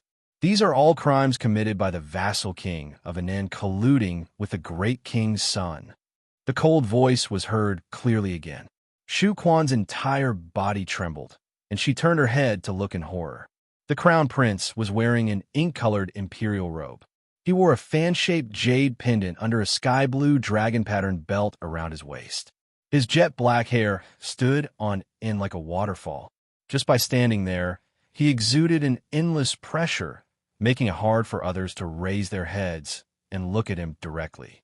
Shu Quan was extremely flustered. She hurriedly reached out to grab the 3 children and said to them, Quickly greet your Uncle Wang. The 2 little princesses hurriedly knelt down and saluted. However, the son of the great king's first wife, Mo Chung, had an unyielding appearance despite his young age. He raised his head and pursed his lips, stubbornly standing with his back straight and unmoving. I don't bow to my enemies. Shu Quan was both anxious and angry. She was anxious because her son didn't know the severity of his words. She was angry because Consort Chung raised her youngest son by her side and taught him to have such an arrogant temperament. At the juncture of life and death, he still dared to be so stupid. He was simply foolish beyond compare. Eldest sister-in-law, you're a smart person. This woman actually knew to seek help from the crown princess early in the morning, who would normally not interact with the crown princess. Much know that this little fellow was actually a cold-faced but warm-hearted person who attached great importance to her promises. Normal people would most likely beat a retreat when they saw the little crown princess' cold face. Yet Shu Quan knew to take a risk out of desperation. Chapter 1543. She had staked everything on the little fellow, and, as expected, she succeeded. This wife of the great king's son was overly intelligent, which made people uneasy. This kind of person who knew how to lay low and conceal herself would ultimately be a disaster if left alive. Shu Quan had been paying attention to the crown prince's every move, and when she saw his eyes suddenly turn cold and slightly raise his hand, her heart couldn't help but beat wildly. No, your highness. Please be magnanimous and show mercy. Let my children live. They are innocent, your highness. There are no innocents under the royal authority. Mo Yin coldly said. Winners are kings and losers are bandits. The great king's brother lost, so he has to pay the price. Letting the tiger return to the mountain would only invite fire to burn oneself. He had never been a kind-hearted person, especially this 8-year-old child in front of him, whose eyes were currently leaping with flames of hatred. How could he let it go? Once the seed of hatred was buried deep in one's heart, it would eventually grow into a towering tree one day. Once it was instigated and used by someone with ulterior motives, the consequences would be unthinkable. Before he left the star field, he had to pave a smooth path for his 12th brother. Anything that could become his stumbling block, he would eliminate it without hesitation. Don't say that he was ruthless, it was just that their standpoints were different. Suddenly, Shu Quan picked up a thick tree branch from the ground, and under everyone's unexpected gazes, she ruthlessly struck at her own son. She grabbed Mo Chung and abruptly smashed his knee a few times, until that child's left knee fractured and fainted from the pain. Your Highness, please show mercy. Shu Quan can take these children and personally write an oath binding the heavenly law. In the future, they will definitely not become a tool for someone with ulterior motives. I will also properly teach Chung, and absolutely won't let him repeat the mistakes of his past and follow in his father's footsteps, coveting things that he shouldn't covet. Shu Quan's hair was disheveled and her entire body was soaked. She heavily knocked her head on the ground, and a bulging mystic coin pouch fell from her chest with a bang. The Crown Prince's gaze fell on that brocade pouch embroidered with an ugly lotus flower, and his gaze softened. Ever since the little guy learned how to embroider lotus flowers, he liked to embroider lotus flowers on his sleeves, neck, pockets, and even socks. The Crown Prince gazed deeply at Shu Quan. Then his gaze fell on Mo Cheng's left leg without any warmth. Shu Quan was very smart. It seemed that the child's leg could not be cured in the future. As a cripple, it was naturally impossible for him to reach the top and sit on the throne.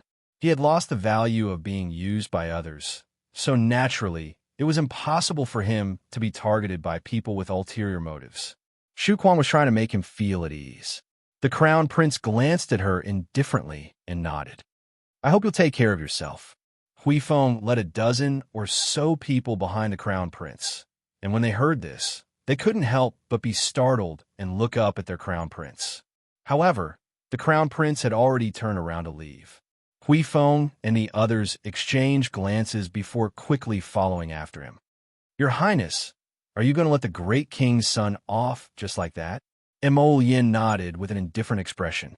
Thinking of the bulging, profound coin pouch embroidered with lotus flowers, she sighed and muttered to herself, it's better not to disappoint her. If his stoic-faced darling wanted to save someone, then she would save him. But your Highness, Mo Yin abruptly turned to glance at Hui Feng. When Mo Chung comes of age, kill him without mercy if he makes any strange movements. Shu Quan. Shu Quan, you mustn't disappoint my darling. Otherwise, I'll make you wish you were dead. A harsh glint flitted through the Crown Prince's eyes for a fleeting moment. Chapter 1544. Pala, after a crisp sound, a perfectly good tea set was swept to the ground, turning into broken porcelain pieces. Your Highness, a person who looked like a shopkeeper stood in front of Mo Lu, trembling with fear and trepidation, and his voice was as soft as a mosquito's buzz. The properties under our name have been forcefully destroyed or seized by a mysterious force one after another. Now, we don't have much income every day. If this continues, I'm afraid that we won't last half a month before. We won't be able to make ends meet. Despicable. Mo Lu slapped the table and cursed. If I find out who's doing this behind our backs, I definitely won't let them off. Oh, you really don't know who's targeting you? A cold and desolate voice immediately drifted in from outside the window. Mo Lu's entire body stiffened. This voice was like a nightmare, so he naturally couldn't forget it. Mo Lu retracted the horrified expression on his face and hastily greeted with a smile. Mo Lu didn't know that Your Highness the Crown Prince was gracing us with his presence. Please excuse me for not going out to meet you. Prince Mo stepped into the study with a smile and shot a glance at the shopkeeper. The shopkeeper immediately, sensibly retreated several steps and bowed in salute. Your Highness the Crown Prince, second prince, this humble one will take his leave first. The second prince only felt his back drenched in cold sweat. How could he be in the mood to pay attention to a shopkeeper's words? After nodding absent-mindedly, the shopkeeper also felt his entire body abruptly turn cold, and he hastily jogged out the door. Only then did he heave a sigh of relief, as if he had escaped from the gates of hell. Take it for second royal brother to look over, the Crown Prince said coldly. Hui Feng quickly stepped forward and unfolded an oath, flattening it before placing it in front of Mo Lu. When Mo Lu saw it, He couldn't help but tremble in anger. Crown Prince, what do you mean by this? Second royal brother doesn't even understand this? This oath clearly stated that Mo Lu must not covet Northern Mo's right to inherit the throne for the rest of his life and was willing to be an idle prince. I'm doing this for royal brother's sake, Mo Yin said indifferently. Rather than having unrealistic thoughts like Brother Great King, why don't this crown prince give it to you and completely sever this thought, ensuring your safety for the rest of your life? You. Mo Lu's face twisted as he laughed awkwardly. Crown Prince, you must be joking. Mo Lu has never had such disrespectful thoughts. Northern Mo naturally only has one crown prince, and that is you. Mo Yin coldly glanced at him. I made a deal with the Rakshasa ghost sect master. The one who wants to buy this prince's life is actually you, right? Mo Lu immediately broke out in a cold sweat, like a waterfall. He really didn't expect the crown prince to be so blunt. When this crown prince was trapped in Balon City and was tragically attacked by tens of thousands of corpses, Brother Great King, that fool jumped out first, causing Royal Father to mistakenly believe that he was the one who did it. Actually, Second Imperial Brother is the one who hides the deepest. Mo Yin smiled at him and said, otherwise, I wouldn't have been able to secretly nurture Wei Something Li for so long just to have her hide by my side. TSK. You're so shrewd that it makes me shudder. This crown prince has the evidence of you bribing the Rakshasa ghost sect to assassinate me. The crown prince's expression was indifferent as his gaze landed on that piece of paper. See if you want to sign this oath. If you sign it, the grudges between us will be written off. And if you don't sign it, the crown prince curled his lips. Chapter 1545. At this time tomorrow, the Great King will have a complete set of evidence of second royal brother hiring someone to murder younger brother in front of him. Second Prince Mo Lu's entire body trembled, and he hastily stepped forward to pick up his brush. With a swish, he signed his name on the oath and stamped his blood seal. Very good. The crown prince nodded and took the oath to put away. He coldly glanced at Mo Lu. After this, 12th brother will go to the military camp to gain experience for a while. I hope that you will think carefully before you make any moves. The so-called restrictions of heavenly law aren't just empty words to scare people. Even this crown prince can't do anything about heavenly law, let alone ants like you. After saying this, the crown prince led Hui Feng out of Second Prince Mo Lu's study without looking back. When he stepped out of the door, his footsteps paused, but he didn't turn back. He merely coldly said, I'm letting you off for royal father's sake. You should be thankful that you have a loving father. Prince Mo coldly tossed this sentence before walking out the door. The old Great King was already pitiful enough after sending away his eldest son. If he also lost his second son, his body probably wouldn't be able to bear it. He was purely thinking for royal father. Otherwise, Mo Yin stepped out of the second prince's study and looked up at the horizon. She sighed softly in her heart. It's time to bid farewell to Jojo. Inside the main hall of the Marquis of Jiyuan's estate, Xiao Zhongbong glared at his youngest daughter, Xiao Lin, who was dressed in men's clothing and energetically jumped out. He fumed with rage and glared at her. What are you doing? Hurry and change out of these nondescript clothes you're wearing. Father, I already told sister. Starting tomorrow, I'll go to the military camp with younger brother to gain experience. If I want to embark on the path of the strong, I must learn to be independent and strong. Of course, the most important thing is still to take care of Xiao Sr. Xiao's son changed into a spirited riding outfit and made a face at Xiaolin. It's not certain who's going to take care of who. The little monk bit on a small handkerchief and looked pitifully at Arbor as he sniffled. Arbor hugged little Baldy and comforted him. Hey, before the old monk left, he told me that he would come back to pick you up in 3 years. After the new year, let's count it as 1 year. Now, there are only 2 years left. The old monk will definitely come to find you. The little monk was sobbing. Arbor looked down at him and touched his little bald head. Don't cry. I promise you that I'll be back within 3 years. The journey to the 6 prefectures continent will be difficult and dangerous. I can't bring you along. You stay at home, study hard, and cultivate diligently. I guarantee that you will see me soon." The little monk sobbed for a while and nodded his head pitifully. Wei Zichen's eyes also reddened. All the children had to leave home. Xiaoxin was still so young, and Xiaolin was just a child. She didn't know if they could take good care of themselves. "Mother, a baby eagle must spread its wings and fly high in order to grow into a male eagle in the future. Don't worry, I'll take good care of younger brother along the way." The crown prince heard this the moment he entered the room. He looked at Xiao Lin's youthful attire and couldn't help but smile. "Mother, you really don't have to worry. Although Xiao San is going to the military camp to gain experience, I've arranged for people to take care of him along the way, and he'll be accompanying you on this trip." The crown prince glanced at Xiao Lin halfway through his sentence. "Xiao Lin, have you really decided?" Broken Dreams. Chapter 1546. It wasn't a joke for women to enter the military camp, and there were many inconveniences involved. Of course, Xiaolin abilities naturally weren't weak. At the age of 11 or 12, she was about to break through to become a level 8 mystic cultivator. These two sisters were both monstrous figures. Xiaolin raised her small head. Brother-in-law, sister has already agreed. Darling Xiao had already agreed, so the crown prince naturally had no objections.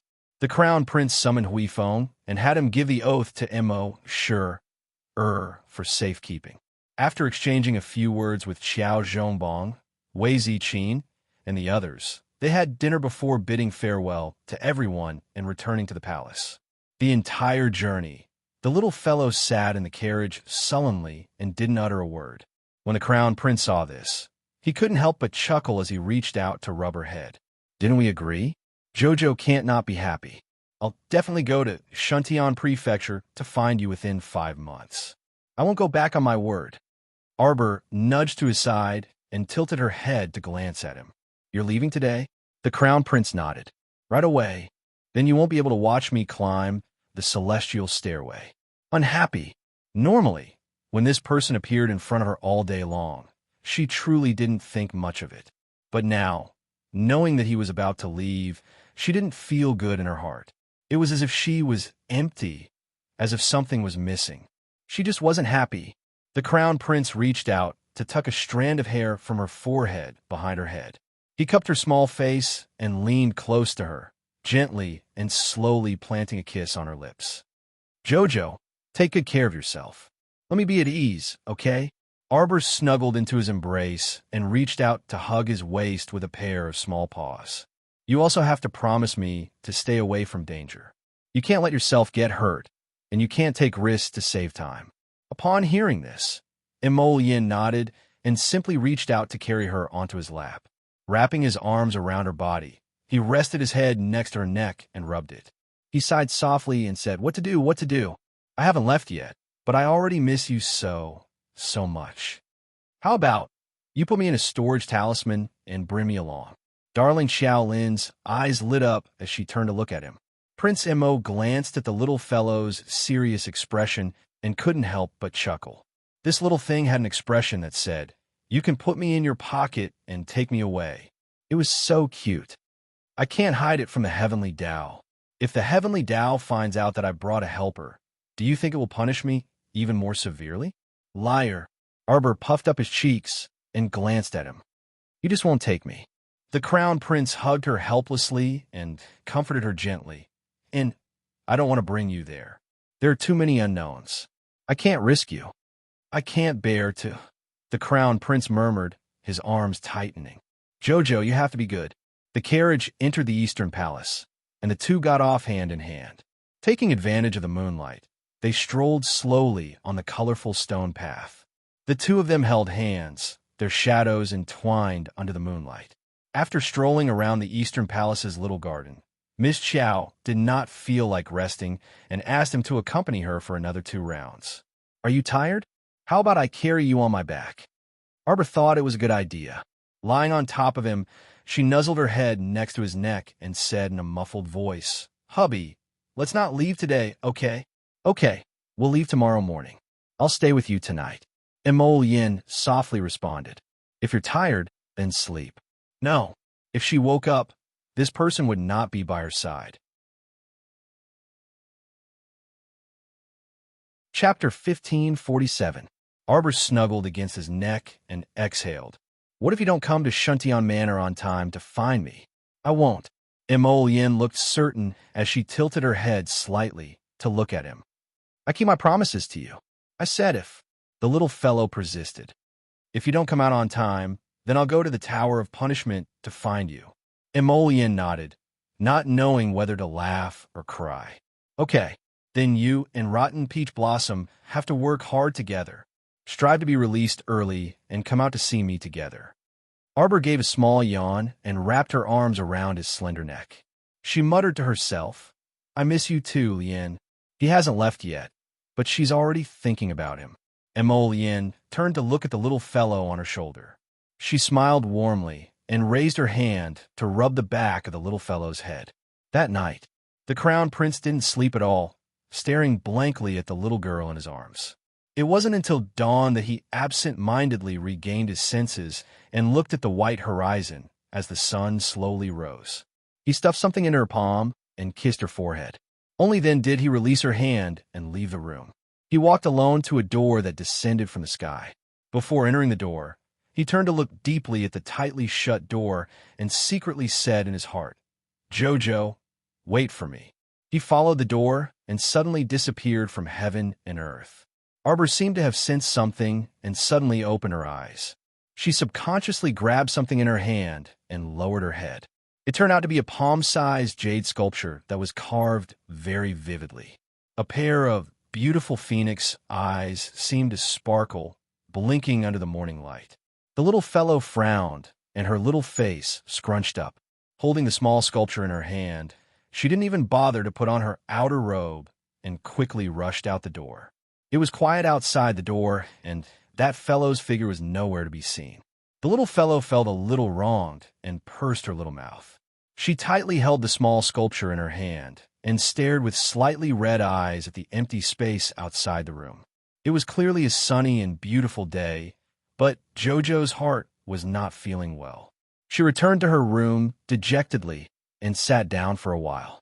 Only then did she slowly wash up like an old cow dragging a broken cart. The Crown Prince's sudden departure shook the court greatly. Although he had made ample preparations, his departure made many old officials feel as if the sky was about to collapse. Even though the great king had repeatedly assured him that the Crown Prince was only going to the 6 prefectures to seek a higher level of cultivation, and that he would return in due time, he was certain that the Crown Prince would return. However, the courtiers were still listless and did not have the energy to work. He felt as if the soul of the entire Mo kingdom had been sucked away with the departure of the Crown Prince. Even with the Empress Dowager assisting the great king in handling state affairs, the old great king, who was used to enjoying life, had suffered a lot these days that Mo Sure and his group left with the prestige General Shi Guangfeng. Other than the second young master, Shi Guangyun, even the third young master, Shi Guangjin, was taken away. Arbor didn't know that third young master Shi Guangjin, this sentimental person, had asked Celestial Medicine Valley's Wenren Ningjing for medicine when Wu family's eldest Miss Wu Xiaosu was dying. However, when Wenren Ningjing saw Wu Xiaosu's condition, she only said 4 words, "No medicine works."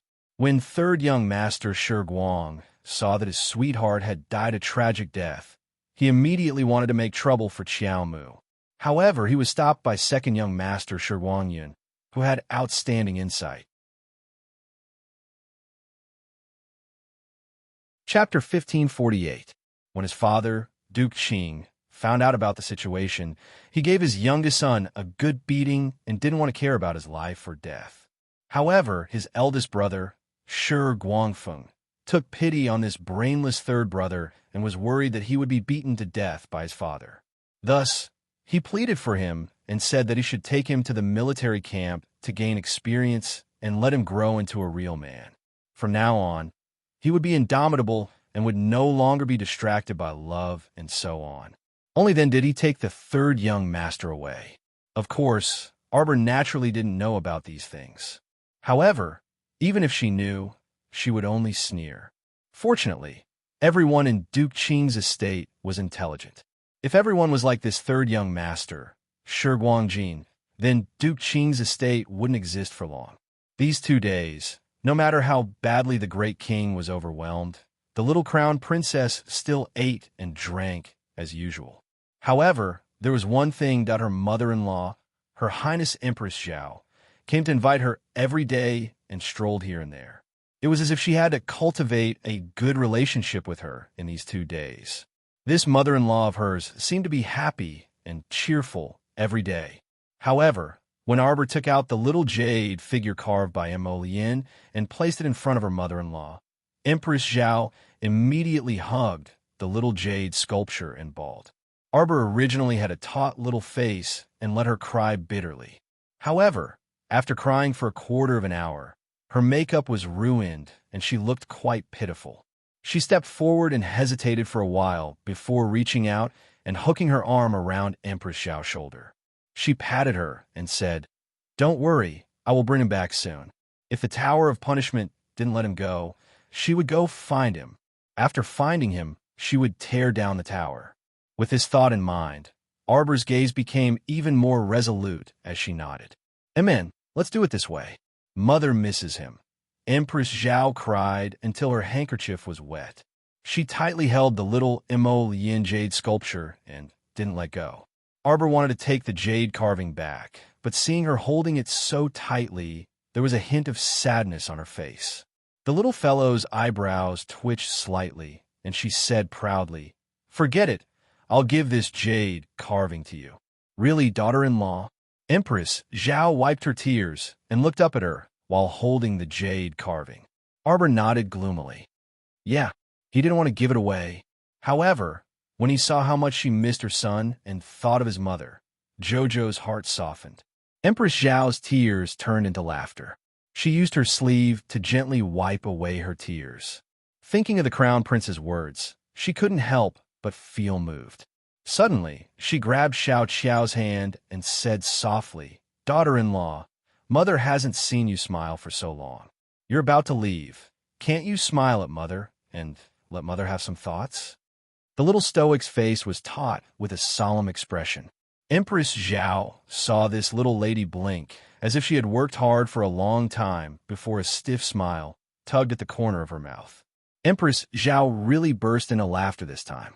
She reached out to hold the child's hand and lamented, "Daughter-in-law, Mother really regrets missing such a long time and not being able to get along with you properly. Mother is muddle-headed and only looks at the surface. I've lived for so many years in the depths of the palace, but I'm still so naive. I hope you can forgive Mother," Empress Zhao said softly. "Also, Mother still owes you a thank you." "No need," the little fellow replied stiffly and said dryly. "We're a family. There's no need for this." Queen Zhao smiled. Chapter 1549. This time, the normal passageway to the middle 6 prefectures that opened once every 10 years opened above the Mo kingdom capital. Thus, some cultivators who came after hearing the news, regardless of whether they came to watch the excitement or actually planned to climb the stairway to heaven, had already gathered in the Mo kingdom capital 2 to 3 days ago. Wei Nanfeng and Bailey she didn't return. The two actually also planned to climb the stairway to heaven and head to Shuntian Prefecture. When Xiaomi heard that her older cousin Bailey she was going to abandon her and head to Shuntian Prefecture, she immediately burst into tears and hugged Bailey Shi's arm, repeatedly saying, "Don't go, ah." Her crying made Bailey Shi's scalp numb, and he hastily withdrew his hand, wanting to run away and avoid her at any moment. Arbor stepped forward and pulled up the bawling Xiaomi. He glared at Bailey Shi and Wei Nanfeng, asking, "What are you two thinking? I didn't hear you two mention leaving Seacone Planet before." Wei Nanfeng couldn't help but smile wryly. "Actually, I already had this plan a long time ago. In this world, if you don't advance, you'll fall behind. In order to better protect the country, I feel that I need to continue improving myself. Otherwise, I don't even understand that zombies aren't natural disasters, but man-made disasters. A lifetime will pass in a muddle. Bailey, she was even more blunt. Yin is already so strong that she can cast aside all worldly affairs and seek the right path for cultivation. Why can't we do the same? Xiaomi immediately burst into tears and shouted with all her might. I'm going to. Wei Nanfeng rolled his eyes at her. What are you going for? Back then, I told you to cultivate properly. How could you listen? You're a measly level 6 mystic cultivator, so you naturally can't climb the stairway to heaven. All right. Seeing her crying like a flood, Arbor couldn't help but tug at her sleeve. We'll be back very soon. That's right. Parting is only temporary. No matter where we go, Seacone Planet's continent will forever be our home. Liang Qingqing, who was dressed in a simple cyan satin short robe and a pair of high boots, walked out in high spirits and smiled at Xiaomi, being able to have little junior sister Liang, brother Wei, and brother Bailey accompany me to climb the stairway to heaven is truly a great joy in life. Situ smiled and said, regardless of whether we can reach the end of the stairway to heaven tomorrow, at least we tried our best. Me too. Doya appeared at the entrance of the flower pavilion in a red dress and smiled at Arbor. Senior sister Doya, you've come out of seclusion. It seemed that Doya's breakthrough was rather smooth, and she had now successfully advanced to become a level 13 mystic cultivator. Very good. Situ clapped his hands and laughed heartily. In this situation, I must drink a few cups to express the joy in my heart. Wei Nanfeng nodded and ordered someone to bring over strong liquor. Everyone shared a drink. Arbor put down his cup and said to Wei Nanfeng, Beimois has cleaned up the distribution of Heavenly Fate's forces on Seacone Planet these past few days, and he's dug out 20 to 30 strongholds of various sizes. How are things on your side? That's about the same. This organization should have suffered a great loss on our continent. I'm afraid they won't be able to do anything in the near future. The path to completely purging Heavenly Fate's people is long and dangerous. Situi smiled and raised his cup. But there will come a day when we will completely annihilate them and make them disappear from our home forever. That's right. At that time, our Seacone planet will definitely return to its original state. Everyone raised their cups again and downed the wine in their cups. Chapter 1550. It was noon. The entire sky above Seacone Planet was enveloped by an auspicious aura. Arbor looked up at the sky, feeling that today's weather was especially bright, beautiful, and refreshing. She quietly stood at the side of the long street, and her entire person could feel the current, intense atmosphere. Large streets and small alleys were crowded with crowds of spectators. If not for the guards on both sides guarding the large crowd of ordinary people, giving them a place to stand, they probably would have been swamped by the crowd long ago. Wei Nanfeng stepped forward and said, It's already noon. I wonder when the stairway to heaven will descend. Logically speaking, the stairway to heaven has always appeared at noon in the past, Situ, he also muttered. But now that the time was almost over, the stairway to heaven actually hadn't appeared yet. He kept feeling that an accident might happen during the stairway to heaven operation this time. Xiaomu glanced at the densely packed rows of people standing around her, big and small. Could it be these masses? Were they also going to climb the stairway to heaven with them? Everyone, please listen to me. Actually, the prerequisite for that stairway to heaven is that it requires the cultivation of an entry-level level 13 mystic cultivator. Moreover, it requires people who have comprehended a trace of the power of the 5 spirits to be able to climb. Liang Qingqing glanced at the crowd of spectators and couldn't help but twitch her mouth. The 5 spirits, the power of the 5 spirits, do you know? Do you understand? What I mean is that if you don't meet these 2 conditions, you generally can't even climb the first step, so there's no need to squeeze here and waste your energy. As soon as Liang Qingqing's words fell, a man with a big flat face immediately expressed his indignation. Miss, how can you say that? Although you're talented and intelligent, you can't look down on us low-level little mystic cultivators. That's right. Who said that people who haven't reached level 13 Mystic Cultivator Realm, can't go up. If we don't try, how would we know it's impossible? That's right. Maybe heavenly law will show mercy this time, and let us climb up together to broaden our horizons. Liang Qingqing was actually speechless. Glancing at the large group of people around her, Liang Qingqing kindly reminded, "The highest level among you is only a level, 11 Mystic Cultivator. This is truly a bit difficult. If we can't climb the first step, we don't know what will happen. Yes. For safety's sake, you better disperse quickly. Don't fucking squeeze in here, causing those who really have the strength to be squeezed to the back and buried in the crowd, unable to get over. Isn't this a joke?" There was a time limit for ascending the stairway to heaven. If one could not ascend within 6 hours, the stairway to heaven would close. He would wait for another 10 years before opening it again. You're just a bunch of onlookers. You have nothing better to do, yet you're crowding around here. Don't you know that others are in a hurry? TSK, what right do you have to let us go? How do you know if you don't try? I don't care. I want to climb the stairway to heaven. Sky Ascension Stairway. Sky Ascension Stairway. The 100 or so little mystic cultivators actually cried out in protest. Among them, many had rushed over from the east and west from thousands of kilometers away in order to participate in this grand occasion of ascending the stairway to heaven and also to try their luck.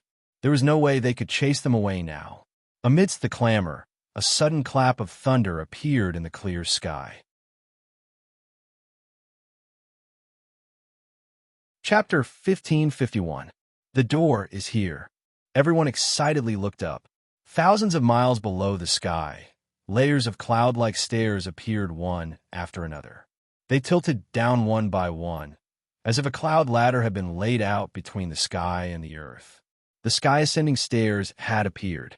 Everyone held their breaths and scrambled to be the first to rush up the cloud ladder. Arbor leaned to the side to avoid the people who rushed past her with flushed and excited faces. A hint of displeasure flitted across her face. She didn't know what was there to be so excited about. Wasn't it just going to the 6 prefectures continent? It was as boring as ascending to heaven to become an immortal. Wei Ziqin, Qiao Zhongbang, and Second Uncle's family had also come. They originally wanted to see Jojo climb the sky-ascending stairs, but now they were actually snatched away by the crowd of onlookers. The scene was a bit chaotic. Wei Nanfeng opened his mouth, but when he saw the crowd's surging emotions, he tactfully shut his mouth again. What could he say to these people? They wouldn't give up until they hit a wall.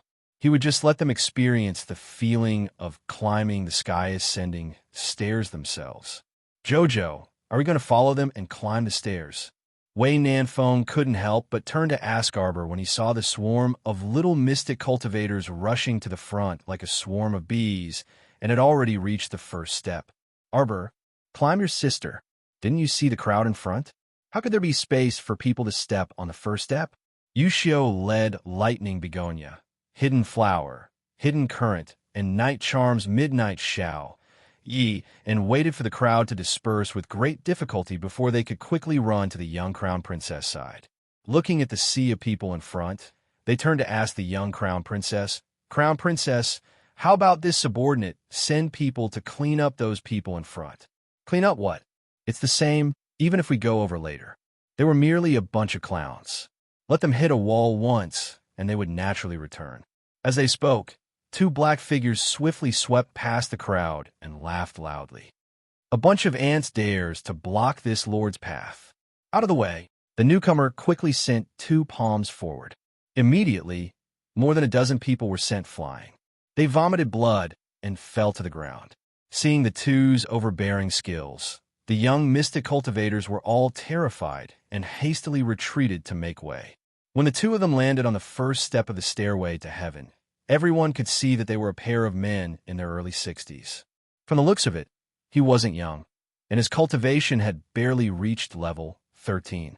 If he couldn't ascend the celestial stairway to the 6 prefectures this time, he probably wouldn't be able to ascend it again in this lifetime. "A bunch of ants! How dare you block our path? Out of the way!" One of them flicked his sleeve and swept away 2 to 3 small mystic cultivators who were still pacing back and forth at the entrance to the first step. He then looked at them contemptuously, and the 2 old brothers immediately walked up the stairs. Seeing the 2 easily cross the first step, no matter how much the group of small mystic cultivators resented other people's strength, they could only inwardly sigh and express their submission. Just now, the group of them had burrowed under the first step like ants in a nest. No matter how they stretched out their legs or stretched their bodies, they were unable to ascend the first step. As expected, that young lady was right. There should be restrictions on ascending the stairway to heaven. Seeing the small mystic cultivators noisily move to the side and no longer block the path, Liang Qingqing's eyes lit up. "Little junior sister, let's go." Chapter 1552. Wait. Arbor reached out and grabbed Liang Qingqing's hand. She shook her head and said, "Look again." Liang Qingqing was about to ask her what she was looking at when she heard a scream from above. 2 figures were falling down at an extremely fast speed. Boom! They crashed onto the ground, causing a cloud of dust to fly up. Liang Qingqing blinked and looked at the 2 old brothers who had rushed up the stairs in high spirits. They were now like country bumpkins, unable to get up for a long time. "Are you guys all right?" Liang Qingqing couldn't help but ask. "Don't ask, junior sister Liang." Situ, he waved his folding fan and smiled suavely. "It looks like the 2 of them have fainted. Let's go." Arbor was relieved. At most, they wouldn't be able to climb up and would be swept down. They would just faint, but their lives wouldn't be in any danger. "What's on the stairway to heaven?" Liang Qingqing asked curiously. The few of them followed Arbor and arrived in front of the first flight of stairs. Arbor looked back at her parents and family and nodded at them. Under her family's expectant gaze, she easily jumped up the first flight of the stairway to heaven. But after she reached the top of the stairs, her figure disappeared in front of everyone's eyes like a fog. Moreover, Liang Qingqing and the rest were clearly behind her just now, but now they couldn't see each other. She was the only one left on the endless ladder that stretched up into the sky. She stood at the bottom of the stairs and looked up at the clouds and the blue sky. Her heart was at ease, and she actually started running up. So what if it was the stairway to heaven? It was just a stairway to heaven. Could it be that she, Arbor, couldn't conquer it? Roar! A roar suddenly came from the stairs in front of her. It was enough to shake her down. But Arbor wasn't moved at all. Her figure flashed, and she quickly rushed up, completely ignoring the roar coming from the depths of the clouds. It was just the stairway to heaven. It wasn't like she had to cross a mountain of swords or plunge into a pot of boiling oil. What was there to be afraid of? Arbor pursed her lips and climbed all the way up, silently counting the number of steps in her heart. After counting, she found that it was already more than 2,700 steps. If someone were to see her now, they would definitely be dumbfounded. He couldn't figure out how this person could climb the stairway to heaven at such an inhuman speed that at this moment, there was a great distance between them. Situ, he reached the 993rd floor. Wei Nanfeng and Bailey Shooting reached over 700, while Liang Qingqing reached over 600. Yu Xiao and the others had more or less reached the 800th level. Compared to the speed of a normal person, there was no comparison at all. However, Miss Chow did not know what was going on. She just kept running up. The closer she got to the end of the stairway, the louder the roars of the beasts became. Suddenly, a black bear jumped down from the ladder. Xiao Mu leaped up and smashed her fist into that black bear's left eye socket. With a kick, the black bear rolled down the ladder miserably. Sidu E, who was standing on the 1,001st step, took a deep breath and turned his head to look. He didn't know what ghost had rolled down from his side. He felt a little strange in his heart, but he continued to climb up. Bang! It's coming, it's coming. Someone fell down. Someone shouted gloatingly. When the crowd below the ladder saw clearly, the one who suddenly jumped out and roared at everyone was not the person who went up just now, but a black bear. What the hell? Everyone was so scared that they pissed their pants and hurriedly scattered. Chapter 1553. But strangely enough, the black bear that fell from the cloud ladder did not attack anyone else. Its pair of small eyes were horrified, as if it had seen a monster. It glanced at everyone and then hurriedly turned around, scurrying up the cloud ladder on all fours. In a flash, it disappeared without a trace. Everyone stared speechlessly at the black bear's running figure. They looked at each other. You suddenly fell from the cloud ladder and scared people half to death. And you still have reason? 8th Princess Imo chuckled. This must be a black bear. Arbor naturally did not know about the following episode. She only cared about climbing all the way up. At this moment, she had already arrived at a large door carved from white marble. This large door stood indomitable in front of her. It was tightly shut, and it was useless to push. There were 5 palm-shaped grooves on the door. They respectively represented the 5 spirits of water, fire, earth, wood, and thunder. So that was the case. If someone did not comprehend a trace of the 5 spirits, even if they painstakingly climbed up the cloud ladder, they would not be able to enter this door at all. Therefore, there was simply no need to wait for Situ, E, and the rest, because the heavenly Tao would not allow everyone to enter together. It was testing one's cultivation and the 5 spirits respectively. Naturally, it had to separate everyone and consider them individually. She could only wish Situ, E, and the rest good luck. Without any psychological burden, Miss Xiao first reached out and pressed on the grooves that represented the 5 spirits. It did not require much effort, nor did it require you to inject spiritual energy. This groove was only to sense if there was a spirit meridian in your body. If there was, then it would be fine. The door quickly opened in front of Arbor. Just as Miss Xiao was about to step in, she saw many crooked words engraved on both sides of the door. This door was really too tall, and those words were engraved very high. Therefore, Arbor did not notice it all at first. Now, she realized that there were many names engraved on it. The format was uniformly written. Who was here? Arbor tilted her head and thought that since everyone had left their names, then she should leave one too. Thus, she suddenly flew up, took out a gold-beaded talisman pen, and engraved a few delicate and pretty words. Miss Xiao was here. Then, with a flash, she entered the door. An hour later, Situ E was the first to arrive at the white marble door. Following that, he discovered Miss Xiao's message. Senior brother Situ thought to himself, this must be a message that junior sister left for everyone. She's telling them that she's already gone in first and that they should hurry up and follow. Yes, that must be the case. In that case, he had to leave a secret signal for his brothers behind. Thus, Situi wrote a few words beside Darling Xiao's handwriting. Senior Marshal Brother Situ was here. Then, he entered the door with a satisfied expression. After that, everyone followed suit and left their names. As a result, after 100 years, the new talents had no place to leave their notes. They pointed at the white marble door, commenting on the ugly handwriting and funny comments. What's Senior Brother Situ? Whose senior brother are you? That's a story for another day. After Miss Xiao entered the door, she walked through a white corridor. At first, she couldn't tell which direction she was going in.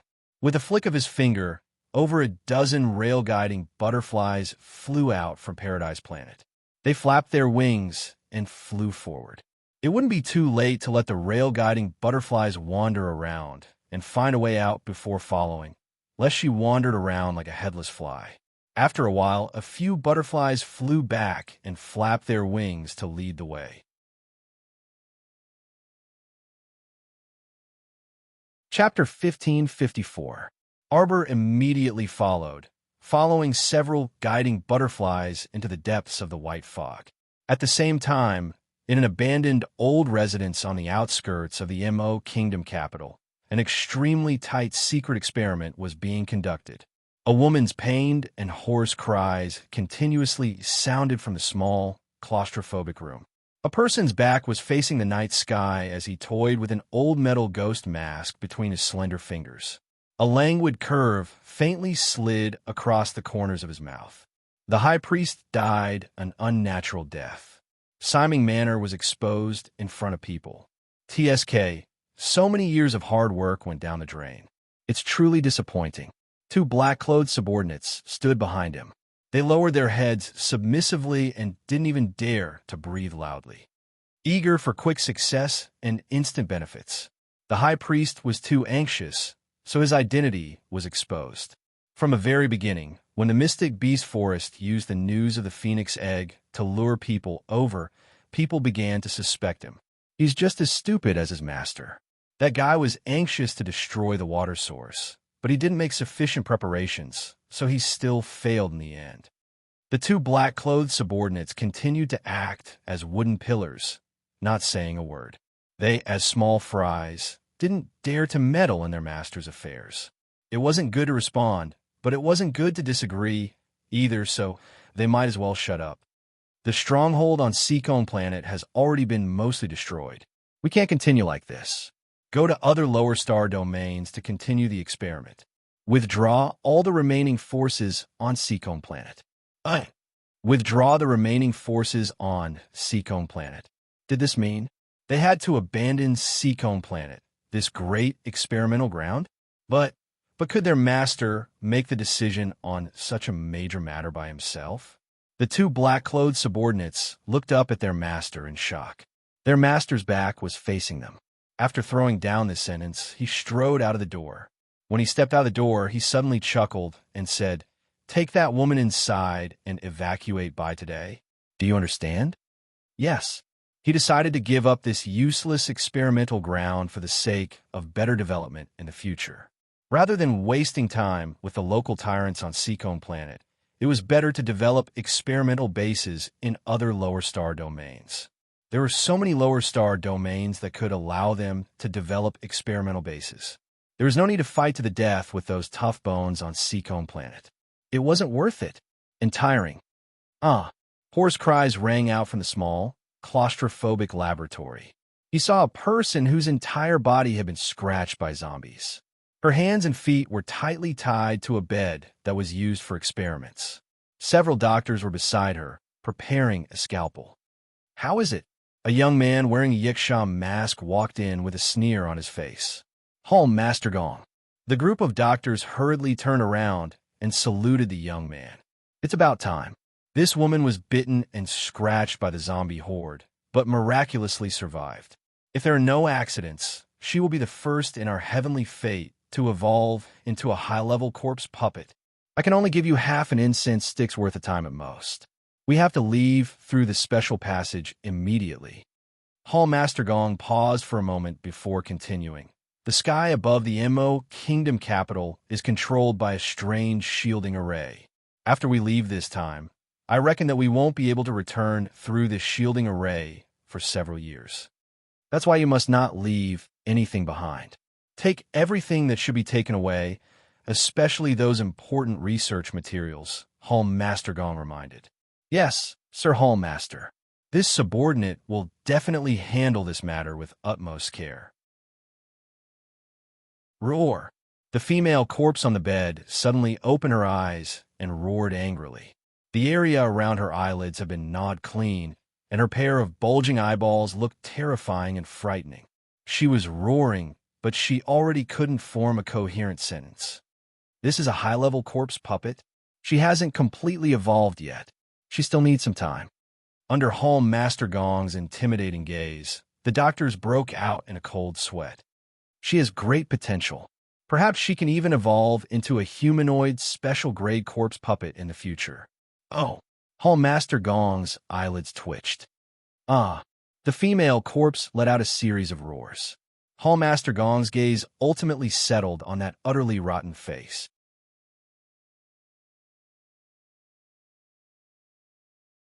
Chapter 1555. After walking for an unknown period of time, Arbor's vision blurred, and her body was involuntarily pulled down by a force.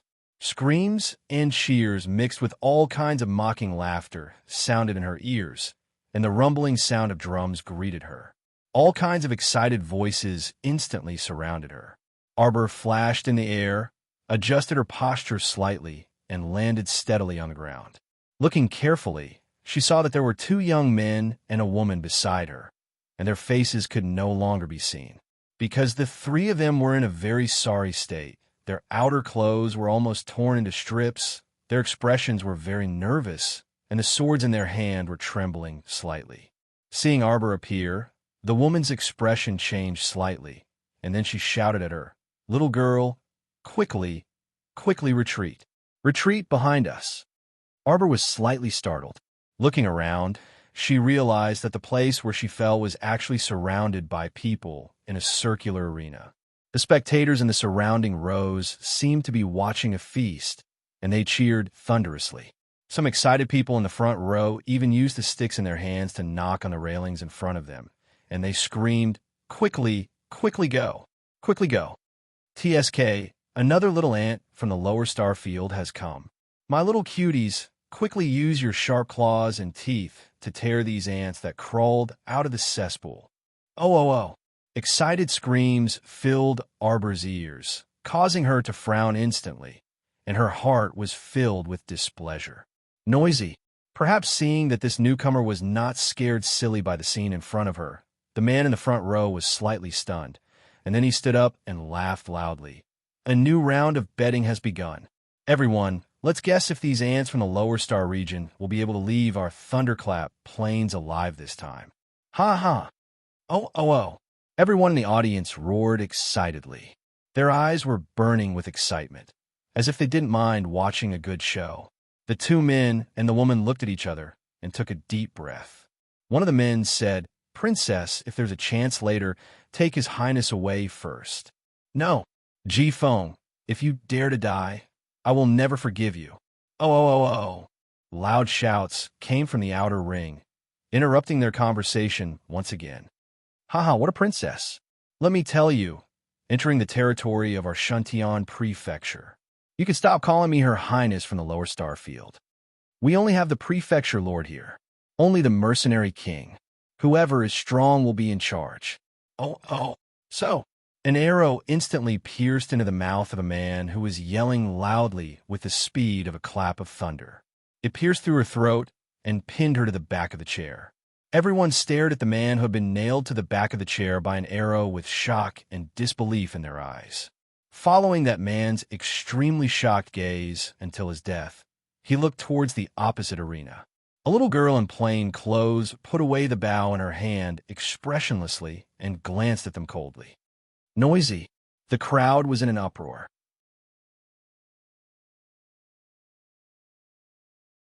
Chapter 1556. Fuck. An ant from the lower star domain actually dares to be so arrogant? An accident. This must be an accident. That punk must have been careless for that stoic-faced girl to seize the initiative and take his life. That's right. That must be it. None of Shantian Prefecture's citizens dared to believe it. It was simply impossible for someone from the lower star domain, who had just set foot in Shantian Prefecture, to have such great martial strength, unless she was a lucky cat running into a dead mouse and was able to kill a member of the Leopard Mercenary Group in one strike.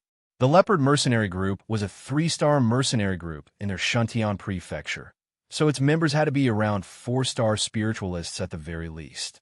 Logically speaking, the true strength of these ants from the lower star domain was only around the cultivation of level 13 mystic cultivators. A little mystic cultivator could kill a spiritualist in one strike? Everyone didn't believe it. They only felt that their eyes were playing tricks on them, and that unlucky fellow from the Leopard Mercenary Group was nailed to death by an arrow. Haha, what a laughable weakling. He actually died at the hands of a little mystic cultivator from the lower star domain. If word got out, it would truly make people laugh their heads off. Arbor noticed that apart from the boisterous thousands of spectators in the outer spectator stands, there were also several dozen mid-level winged zombies wandering around the large arena. Many corpses were hanging at the edge of the arena, and it looked like they had just been torn apart not long ago. Arbor blinked and unhurriedly switched to a crow repeating crossbow. He raised his arm horizontally and calmly pointed at one of the flying zombies. Ugly things should be shot from afar and not allowed to get close to one's body, so as to avoid dirtying one's clean clothes. A crow gold arrow streaked across the sky at an extremely fast speed. This time, everyone clearly saw what it was. That was a high-grade mystic weapon, and it looked rather out of the ordinary. Although most of them had been in Shuntion Prefecture for many years, they might not even have a decent mystic weapon, let alone a spirit weapon. Seeing the little fellow take out a mystic weapon and shoot, some people were very envious. However, they were soon shocked by what they saw. However, the little girl didn't move much. Instead, she shot a few arrows at the flying corpse puppets around her.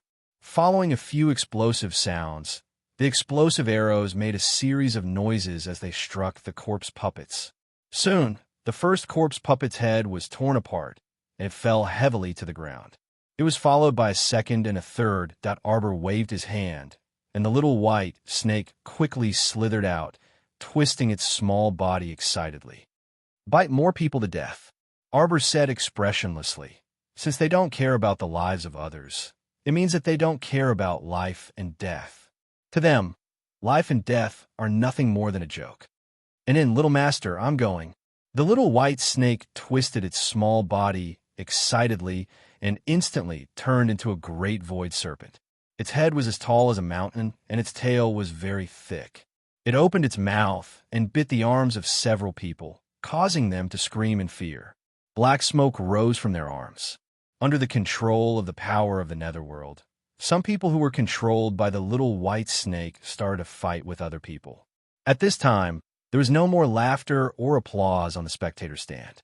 Instead, it was filled with panicked screams and angry roars. How could this be?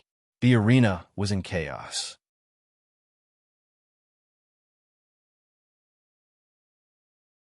Chapter 1557.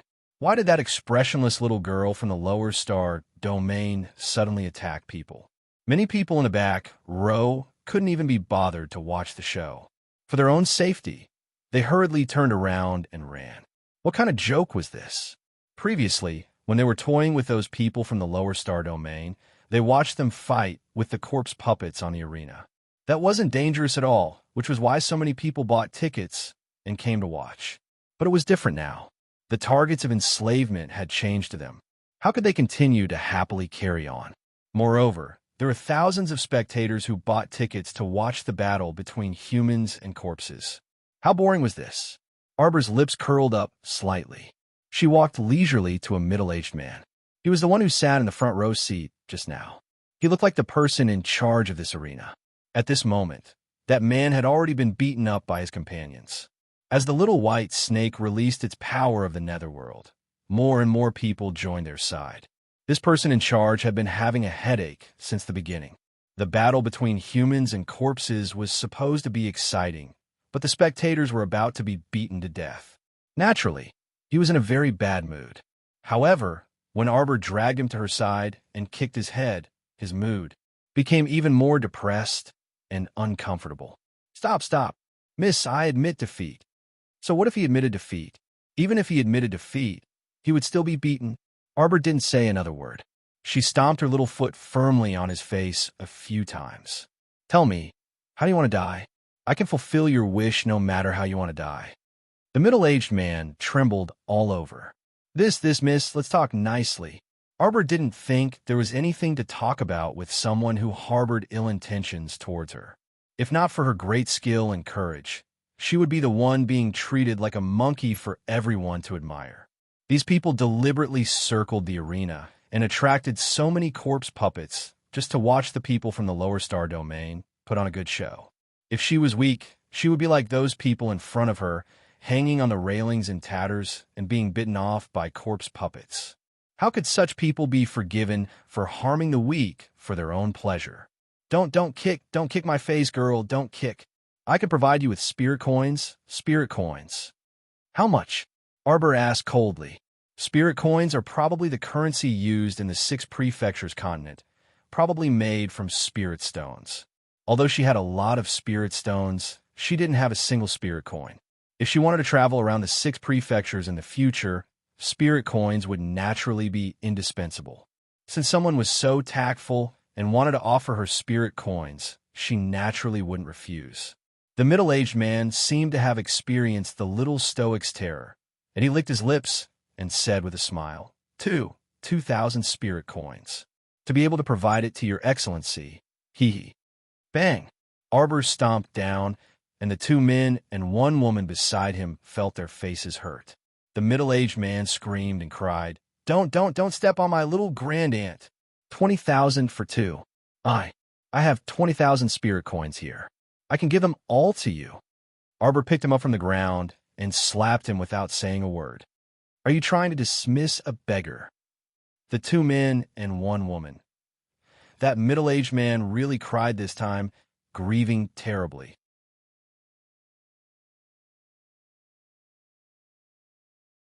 Chapter 1558. He suspected that he might not have looked at the almanac when he left the house today. Otherwise, how could he have run into such a malefic star? Arbor pulled up the middle-aged man with a long face and said coldly and indifferently, Just now, I saw that you looked like you were in charge. Gambling isn't a day or 2, so you should have earned quite a bit. After her analysis, she increasingly felt that what she said was very reasonable. Thus, she nodded at herself and said coldly, Hand over everything in your inner world or die. When the word die came out of her mouth, the middle-aged man felt that the girl in front of him wasn't joking. That cold and sharp gaze, coupled with that stoic expression, truly made one's heart tremble and exclaim in awe, Miss, I really don't have more than 30,000 spirit coins in total. That middle-aged man cried pitifully. I swear, I absolutely won't deceive Mississippi, you swear? What's the use of swearing? On the side, the extremely disheveled princess couldn't help but scold.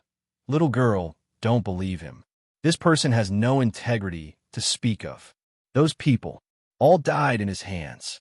We absolutely can't let a tiger return to the mountain. That's right. Otherwise, there will be no end of trouble in the future. Following the direction that Princess pointed, Arbor looked again at the dozen or so tattered bodies hanging on the railings. The princess couldn't suppress her grief and indignation. Perhaps they didn't expect that their party would encounter such a huge crisis on the first day they happily came to Shantian Prefecture. Arbor turned her small head again, and her cold and lonely gaze landed on that middle-aged man. Are you going to hand it over or not? If he handed it over, it would save her some trouble. If he didn't hand it over, she would still have to search his inner world. How troublesome. One had to know that after consuming the Xuanji core in her body for such a long time, her cultivation and spiritual senses had improved slightly. Her cultivation had already officially entered the phenomenal success stage of level 14 Mystic Cultivator. Her spiritual senses had broken through to level 4. Her conscience couldn't be mentioned in the same breath as other people's. In terms of cultivation alone, her cultivation was naturally lower than this middle-aged man in front of her. However, in terms of spiritual sense, he was much stronger than the man in front of him. The consciousness of the man in front of her didn't even surpass the 10th level of the profound realm. If she wanted to take away this idiot's inner world, it would be a matter of minutes. However, based on the principle of not making a move, if she could be lazy, she still hoped that the middle-aged man would obediently hand it over so that she wouldn't be bothered. However, after waiting for a long while, the middle-aged man took out a bag filled with 30,000 spirit coins from his inner world. Apart from that, there was nothing else. Arbor's eyes flashed with a sharp light. He kicked the man's calf. You asked for it. After saying that, he moved his spiritual sense and suddenly attacked the opponent's consciousness pool. He directly opened his spiritual eye and scanned the thief's inner world. The corner of his mouth held a trace of coldness. The middle-aged man had a splitting headache as he held his head. He felt as if his conscience had been torn apart by someone, and everything was starting to go out of his control. No. Before the middle-aged man fainted, his eyes were about to pop out of their sockets when he saw the items in his inner world all fall to the ground with a pitter-patter sound. He wasn't the only one who was stupefied. The 2 men and 1 woman watching from the side also gaped as they looked at Arbor in disbelief.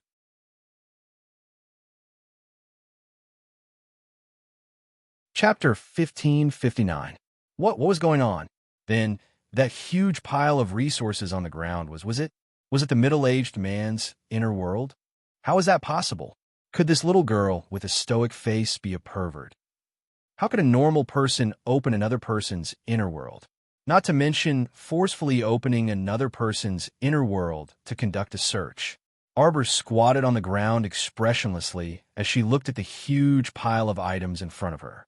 "Big liar," she said coldly. There were clearly 10 bags of spirit coins on the ground, with a total of about 300,000 spirit coins. That middle-aged man was only willing to give her one bag, and it was only 30,000 spirit coins. Where was his shame? He was crazy. He still wanted to cheat Jojo? Oof. Was Jojo so gullible? He had brought this upon himself. He had no one to blame but himself for seeking his own death. Miss Chiao took the 300,000 spirit coins and picked through the pile of items again. She kept some useful materials and elixirs that caught her eye. Most of the items were useless trash in her eyes. The elixirs among them were at most high-grade, mid-grade blue vein elixirs. They were far inferior to the high-grade purple vein elixirs she had on hand. They weren't of much use to her, so Arbor turned to look at the 2 men and 1 woman beside her. "You can take them all. Take it as compensation from this person," the little girl said to them seriously with a stoic face. The woman was stunned. She looked down at the huge pile of items on the ground and looked up at the little girl in a daze. Sure. The elixirs and mystic weapons on the ground were very valuable. But Miss Chiao didn't care at all. The highest grade mystic weapon on the ground was only level 8, and the lowest grade mystic weapon that the giant ape had given her was level 12. How could she care about this junk? "I am Bai Xia from See You in Star. This is my younger brother, Bai Jia. My fiancé is Ji Feng." The woman cupped her hands. "Little girl, there are too many things here. Why don't you take some more?" Arbor shook his head. "Take it. Although it's all junk and not very useful, don't waste it." The 3 of them looked at each other. Bai Xia from Siyuan cupped her hands and said to Arbor, "May I know where you are from?" Could it be that this lady wasn't from the lower star field? He had heard that the resources in every lower star field were similar. Why did he feel that the young lady in front of him was looking down on the treasures on the ground? To them, this was a very rich supply. Seekong planted Arbor. She nodded at the woman with an indifferent expression, then turned to look below the arena. At this time, the crowd on the viewing platform had already scattered like birds and beasts. Not a single person was left.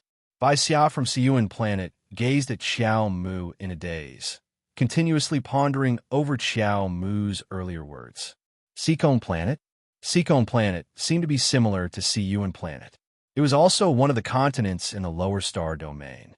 Why did the girl in front of him exude the aura of a nouveau riche? "Hurry up and clean up." Arbor pointed to the ground and kicked at the railing at the edge of the arena. With one kick, she kicked down a half-dead zombie that was struggling to climb up. She then rubbed her embroidered green shoes on the ground in disgust. Disgusting. Dirty. Arbor walked to the side in a huff. She took out a new pair of shoes from her inner world and put them on. Only then did her feet feel much better.